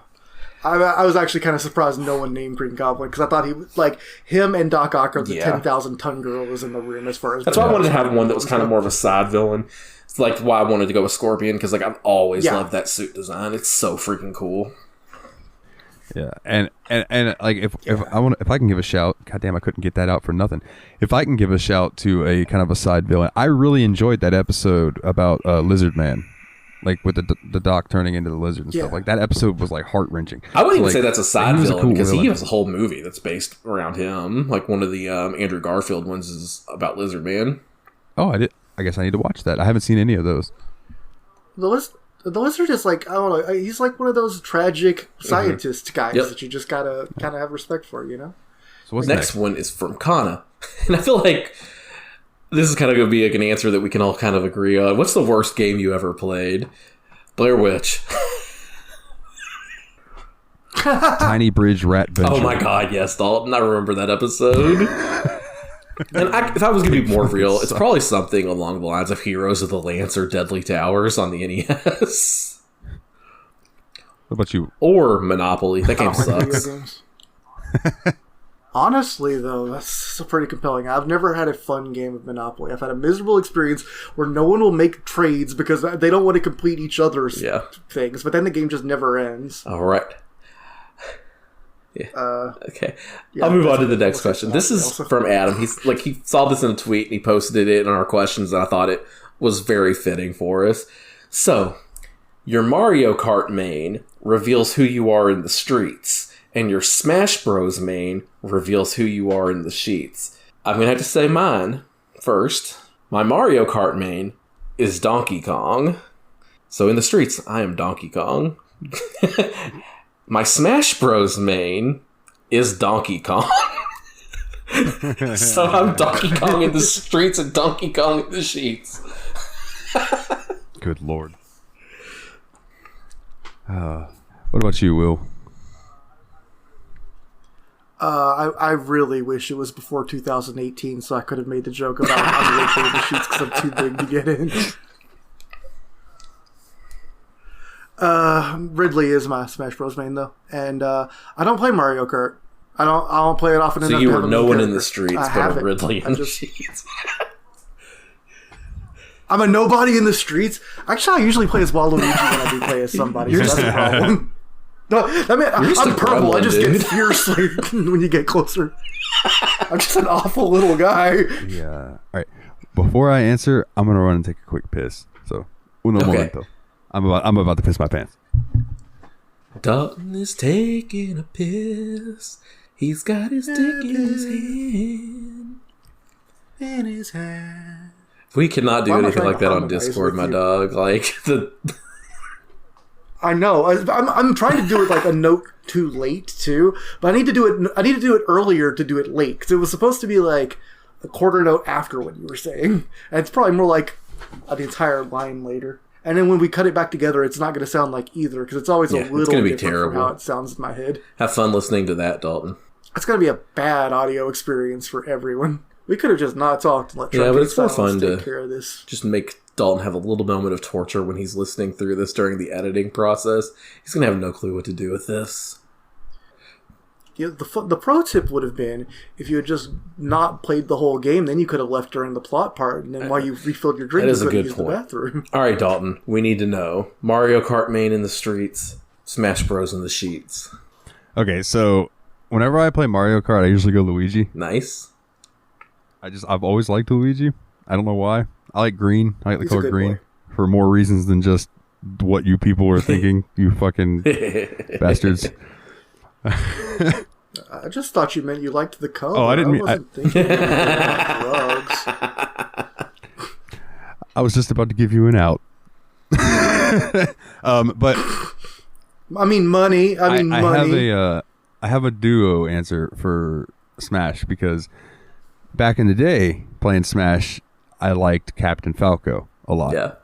Falco Punch. Right? But now that I'm older, now that I'm more refined, now that I don't have Put away quite such the much childish time Falcons. that I had when I was younger, I typically play Smash Bros. These days as Joker because you never see me coming. It'll be my last surprise. Nice. It'll be my last surprise. Yes. So yeah, Joker. Nice. And yeah, Luigi and Joker. Nice. All right. This one's from Jeff. A genre of video game you love that surprises other people. At this point for me, hidden objects games. They are fun as hell, and I don't care who knows it now. They really are. Like, what a surprise. Right? What about you, Willie? What genre of game do you like that would surprise people? Did anyone think I was going to talk about solitaire for 3 minutes at the start of this podcast? Fair. Fair. Yeah. Okay, so there you go. Mine, man, that's a toughie. So 2 come to my mind first and foremost. 1, I really like football games. That is surprising. Like Madden, Nice. I'll get down on some fucking Madden. Probably less. I always found Madden weirdly satisfying in a way I didn't find most other sports games. And I think it's because you get to do that Yeah. strategizing between plays, so you get to think about things and kind of form your battle plan. And I think this one is less of a surprise, but it's more of a specific type of game that I like. Because I don't know how I would get along with Farming Simulator like Jeremy likes, right? But I really like whimsical farming games like Harvest Moon, Graveyard Keeper. Story of Seasons, Graveyard Keeper, Stardew Valley. Like those that aren't just it's almost like an RPG with farming. Yeah. You know what I mean? Like I really like that stuff as opposed to just like I'm Farmer Dan because I could go do that for a fucking living if I wanted to. I can't raise magical creatures and go and find runes and things like that. Like that shit, you know, that's what I'm looking for is some fantasy. So like fantasy farming. Sure. There you go. Oh, That's funny too, because the first time I saw Harvest Moon, I thought it was a funny concept for a game because it was a Super Nintendo game that looked like an RPG, but it was just a farming game. I always thought that was like really funny and charming, and then they've just added RPG elements back in. Yeah, ever and it was since then. like, do you like Story of Seasons? Do you like Harvest Moon? Would you like it to have a little magic? Hey, try Rune Factory. And they started putting out Rune Factory games, and like now that's the difference. It's like if you want some fantasy, play Rune Factory. If you want just a cutesy farming game, play Story of Seasons, Harvest Moon. They're the same thing. all right. All right, well, We'll move to the next one. This is from Jeff. What's your favorite pop? Snack man. Our snacky boy. What is your favorite Pop-Tart? Oh, Yes, be a bitch. Can I be a bitch? I like cream cheese Hell toaster yeah, brother. strudels. I'm actually with you on Pop-Tart. toaster strudels being superior to Pop-Tarts. But if I'm going to pick a Pop-Tart, I like them to be chocolatey. I kind of like the just fudge ones and the s'mores ones. Fudge is good. S'more. I've changed my answer. S'more, absolutely. S'more. What about you, Dalton? It's Are you a fruity guy or are you a S'more is just- chocolatey sweet guy? so I do kind of like the cherry one too, though. This is a tough. Yeah, there's a lot of good This is Pop-Tarts kind out of a there. can't But if I'm miss picking category. one, I think I'm going to go with fudge as my absolute favorite. I have caveats. Caveat it, baby. So Okay. Frozen, give me a blueberry Pop-Tart all day. Frozen blueberry Pop-Tarts are fucking fire. Oh, blueberry's a good one too, Hot, though. if I'm cooking them in the toaster, I want strawberry. Cool. So you're a fruity Nice, guy. warm, hot strawberry. I That's love funny fruit. because I tend to think of blueberry as one of those smells that smells really good cooked. Like I smell a blueberry muffin. That Oh makes yeah, my yeah, day, dude. you But know? try one frozen. They're pretty fucking good. I never even thought of that until one day I'm looking at the Pop-Tart box and it's like, hey, try them frozen. And I was like, ah. And who'd have thought? They're fucking delicious. Thanks for your permission. Nice. So we have one final question, and I wish I could answer this better. This one's from Fenris, who had asked, who would win in a fight, Kratos or Doom Guy? And he clarified this later on to say, we're talking like Doom 2016 and God of War 2018. Okay, because there are two different answers to this for me. Because I was just like, if we're going original Doom Guy and original it's Kratos all day. Kratos all day. Yeah. Doom 2016 and God of War 18. Now that's a tougher fight. Because so they both built up huge resumes of kills. One of them is the terror of demons, and the other is a terror of gods at this point. Both of them have struck down a ton of shit. My main problem is I don't actually know what Kratos does because I haven't played his games, but I do know. I mean, Doomslayer has basically canonically. He's killed a lot of guys. He's got a lot of demons. Yeah, but Kratos has like killed the entire Greek pantheon. He's killed gods. And now moved on to Norse mythology. So like, I don't know, man. As much as I love Doom Guy, like I feel like Kratos would find a way to pull it out. Although I feel like Kratos would come out of it for the worse. Does that make sense? Like Doom Guy is going to fuck him up, but I feel like Kratos is probably going to pull that off. Yeah, I need to play a God of War game, dude. Put them on PC for me, baby. The first one is on Steam. I'm just waiting for it to fucking go on sale because I don't want to pay $50. Yeah, let me know. I'll buy it at that point too. Yeah. For sure. That was our last question. So I guess that Dalton, did you have a list you wanted to do this week, or we're running a little bit later? Yeah, but it's up to you. Yeah, we can go through it real quick because we don't have to go into detail on each of them. Yeah. It's just the top 10 Spider-Man comic villains ranked. Okay. According to ScreenRant.com. Before we go, can we try to guess who you think is going to be in the top 3? My top 3, I think it's going to be Green Goblin, Dr. Octopus, and Kingpin. Okay. Oh, okay. Damn, if Kingpin's on the list, he's probably a top 3. I was gonna say Green Goblin, Dr. Octopus, and Mysterio, but now that you said Kingpin, if he's okay, on so we the basically list, agree on who we think the top 3 is gonna be. Yeah, it's just a matter of. If you include Kingpin, then I think he's got to be up there. Okay. So I think I know who the top 3 are, so I can't. So throw him out there, Dalton. Number 10, Sandman. Nice. Right. So everybody knows Sandman from the movies and stuff. Dude can turn into sand. It's pretty self-explanatory. Number 9. Who's that jumping out the sky? R-E-Y, Mysterio. Oh, man. Yeah, Mysterio is number 9. I always thought Mysterio looked super cool. Yeah, he's got such a cool style, and he does cool stuff. You know, like I love that, like special effects magic thing. That's a cool concept for a character. Number 8, Electro. Nice. Right. Yeah, that's one I thought would be a little bit higher than that. So that kind of like makes me think Rhino and Scorpion are not on this list. I think you can probably fit at least one. I think Kraven the Hunter is probably going to be around 5. Number 7, the Lizard. Nice. So Dr. Kurt Connors. Number 6, the Kingpin. Ooh. Oh, okay. So we're both tied now, aren't we? Because we only have 2 guys left. Who did you say was going to be number 5? Craven the Hunter? Kraven the Hunter. Number 5, Kraven the Hunter. I swear to God. That's awesome. Which I don't know who I was not familiar with this guy. He's got the cool little lion pelt. He's like the ultimate hunter, and he has to take down the most dangerous I didn't realize his game. name was Kraven. That's right, because he started off as Sergey. Okay, yes, that's what it was. Okay, yeah, I watched that cartoon episode. I did not realize they called him Kraven. I knew his name was Kravinoff, and now I feel like an idiot. Actually, I'm thinking about. Anyways, number 4. Venom. Okay. Oh wow! I can't believe Venom bad didn't on our pass part. through my head now I think about it. Yeah. Number 3. Yeah. Who do we got? Who's the one that's sinking us? The Jackal. Ooh. The Jackal. Yes. Now I'm going to read this one because I never heard of this guy. So, the deranged genius behind Spider-Man's infamous clone saga, Miles Warren, better known as the Jackal, once was a professor at Empire State University where Peter Parker and his then-girlfriend Gwen Stacy were enrolled. Obsessed with his student Gwen, Warren was devastated by the news of her untimely death and devoted himself to developing experimental cloning technology in hopes of returning her to life. Ew.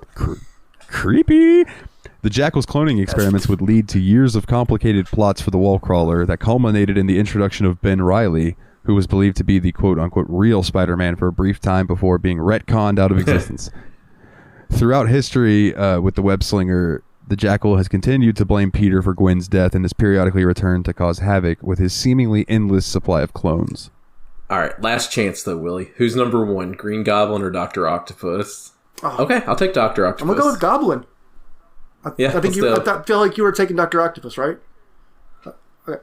I think if you asked 30 years ago, I think that it's going to be Doc Ock number one easy. I think because of the movie, okay. I think Green Goblin ends up vaulting. Who's number two? Number two. Dr. Otto Octavius. Dr. Octopus.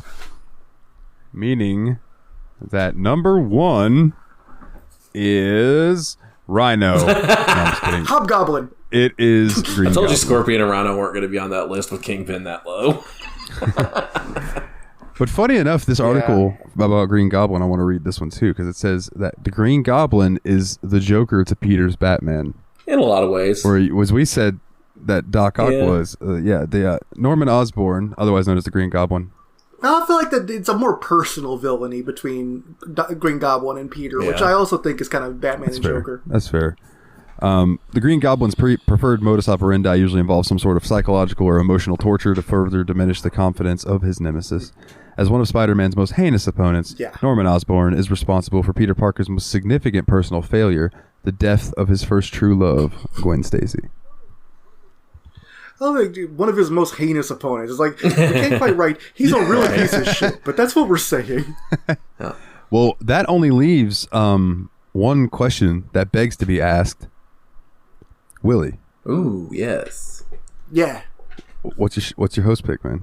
I don't know, guys. I've been thinking about a lot of different games. We've been playing kind of actually going to request the last this couple not of games be the too. week we play Yakuza Kiwami. Oh, that was absolutely the beginning of my lead into picking Yakuza Kiwami. I need to think of something else. Damn. I will say, I don't know what I want then. I floated out two games. One of the ones you floated to me wasn't a bad idea, but can you type it or something? Because I don't remember what I said. It's a game that I've played, that you played some of, Nate has played a little bit of, and you wanted an excuse to play it, to have an excuse to play it some more. The initials for it are just something that are just really great in life. Yes. Oh, I forgot about that. I love that. That's totally what got you there. Work. Yeah. Okay. We're on part 4, Trails in the Sky, first chapter. Trails in the Sky. Trails in the Sky, so you guys can play Trails in the Sky. Wait, didn't you already do an episode on it? We did an episode on it. They did 3 episodes about it. But you guys will give your opinions on it, and I don't mind playing through it again because I found the mod. Well, I'm going to play it again. I might not beat it again. Okay. But I don't know. I'm not certain. No, it's fine. I was just really surprised that we were going to go do that again. Well, I mean, I wanted a good chance to get through it. I figure once you get started on it, or once I get started on it, or once Dalton starts from the beginning again, like I'll start seeing stuff and be like, oh yeah. No, I'm actually super down because I've been wanting to play it, and like I've just been having trouble finding the time between all of our other games that we've been playing to get to it. Because I got obsessed with Batman, I got obsessed with this, and now I'm like ready. Maybe hopefully I can get obsessed with Trails this time through. Well, yeah, because. And the fact that I'm going to continue from where I'm at, whereas you both are going to start again from chapter prologue and chapter 1, that basically means that I have a little extra time to finish Spider-Man, which I'm all right. I'm down. And really good. If you guys don't beat it before we do the episode, that's cool, and then we can do Spooktober and the other shit we need to do, and then we can jump back into it if need be. But I feel like 2 weeks is a decent amount of time to get into it. But yeah, I have a mod that I found that basically they extracted. So the Trails games were re-released on Vita, but they had voiceover. Okay. Or Japanese voiceover, which wasn't included in the originals. And then somebody took that shit, pulled the files out, made them computer files, and made them a mod for the PC version. So I'll play through again with that, and I'll get to hear voices for people. Sweet. It'd be cool. That's cool. Give us some info on how the voice acting sounded stuff, because I'd love to know how they interpreted some of the characters. I have a feeling I know what like Olivier is going to sound like, for instance. Even the Japanese. Yeah, I'll let you know. So yeah, there you go. Trails in the Sky. Sweet. Which is cool with me, because then that just means we get to play Trails in the Sky second chapter sooner. Woo! Okay, so that's my main motivation to get into this. Because we got a lot of Trails to get through, but we also have a lot. I was gonna say a lot of Yakuza and a lot of Trails games. Welcome to the future of the Steam Machine podcast. Yeah. We could really become just a Trails and Yakuza podcast. I'd be too upset Hey, about it. and you know what? That would sustain us for probably at least a year. It's October. We're going to get to that soon, too. And, wait, don't forget, we have Kingdoms of Amalur coming up very soon. Yes, and American Truck Simulator. And then Jeff's pick at some point in December, which is between a couple games, but I'm sure he'll decide between now and then. But yeah, that just leaves, I believe, housekeeping, which, house cleaning, excuse me. I want to say it right. What the fuck's wrong with me? Which I have in the notes. I just need to scroll up some. There they are. All right. If you would like to join our Discord, which is where most of us, actually, it's where I'm the most active. And I don't know about these guys. I'm pretty sure it's where they're the most active too. You can find us on Discord. You can go to bit.ly/TSMP Discord, all capital letters. Come join. We have a super cool crew. I can't believe that, like, when I hit at everyone and go to share it, it's like, you are sharing this to 65 plus people. I'm like, wow. I remember when it was like, hey, you're sharing this to 12 people. Are you sure you want to do that?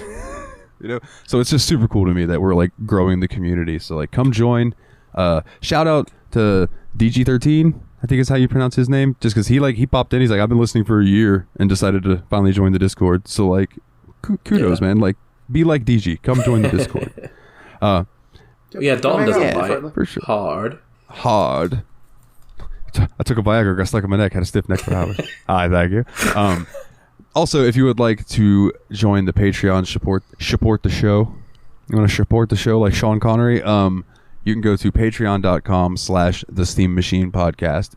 And if you donate at least $10 a month, you can get a shout out like these wonderful, wonderful people. Nate Cogsworth the 7th of Juniper, Jeff the Original Expendable Jeff, Mr.'s too many fucking nicknames, Mr. Syllables himself, old Jeffy Mr. Snacky. Mr. Snacky Boy, Erisa Adams, shout out to his podcast Revival and Extinction, James the Steam Machine Hall Monitor Hall, and I don't know why I said that like Reggie Jackson or something. And Team Retrogue, go check him out on YouTube. He actually just released a new video, so go peep that. And you might hear some of my music. And speaking of my music, if you'd like to find some of my music, if you like the show's intro music, you can find me at nilethenightmare.bandcamp.com. Also, I know I talk a lot on this show, but if you want to hear me talk more, you can find me on Yabs Pod, which is yet another BS podcast that I do each and every week with the villain of the Steam Machine podcast himself, Jeremy, otherwise known as Jezza the Evil Wizard. And I also do the JRPG Report, which, stay tuned, this week's JRPG Report gonna be a big one. A real Girth Brooks. Oh man, a real Girth. It'll probably approach an hour, and that's a lot for just being me. Yeah. But yeah, that'll release on Friday. I switched to the release days just because it's been working out easier with work. But yeah, so check that out. Do either of you? Oh, one other thing, please. Wherever you listen, if you listen to us on iTunes, Spotify, whatever, leave us a 5-star review or whatever their equivalent is. It really helps us out a lot. And we do appreciate it. Anybody else want to plug anything? I just want to plug, join the Discord. Especially if you want to talk to me, that's the best way to hear from me. And tell me how stupid I am. So go join the Discord. What about you, Willie? I would like to give a shout out to Corn.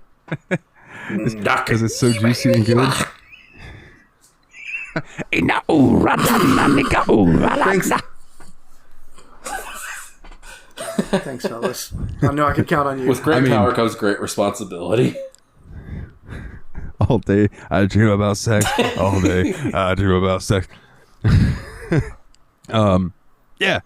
And we're on TikTok. Oh yeah. We don't like not like super often, but every now and then we find something funny, we throw it up there. You can find it's the Steam Machine Podcast on TikTok. I think, right? Yeah. The Steam Machine Podcast. Yeah.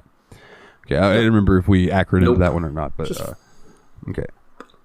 We got video game footage behind the games that we capture specially for it, behind the little funny clips of our show, and it's good. My goodness gracious. One last thing before we go, and I promise this will be quick.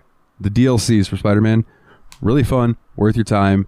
The ending of the first one ended on a cliffhanger, and it ended in such a way that I had fucking forgotten that I own the other 2 DLC, and I get to immediately figure out what happens, because I was just like, oh my god, I have to wait for the next Spider-Man game? What the fuck?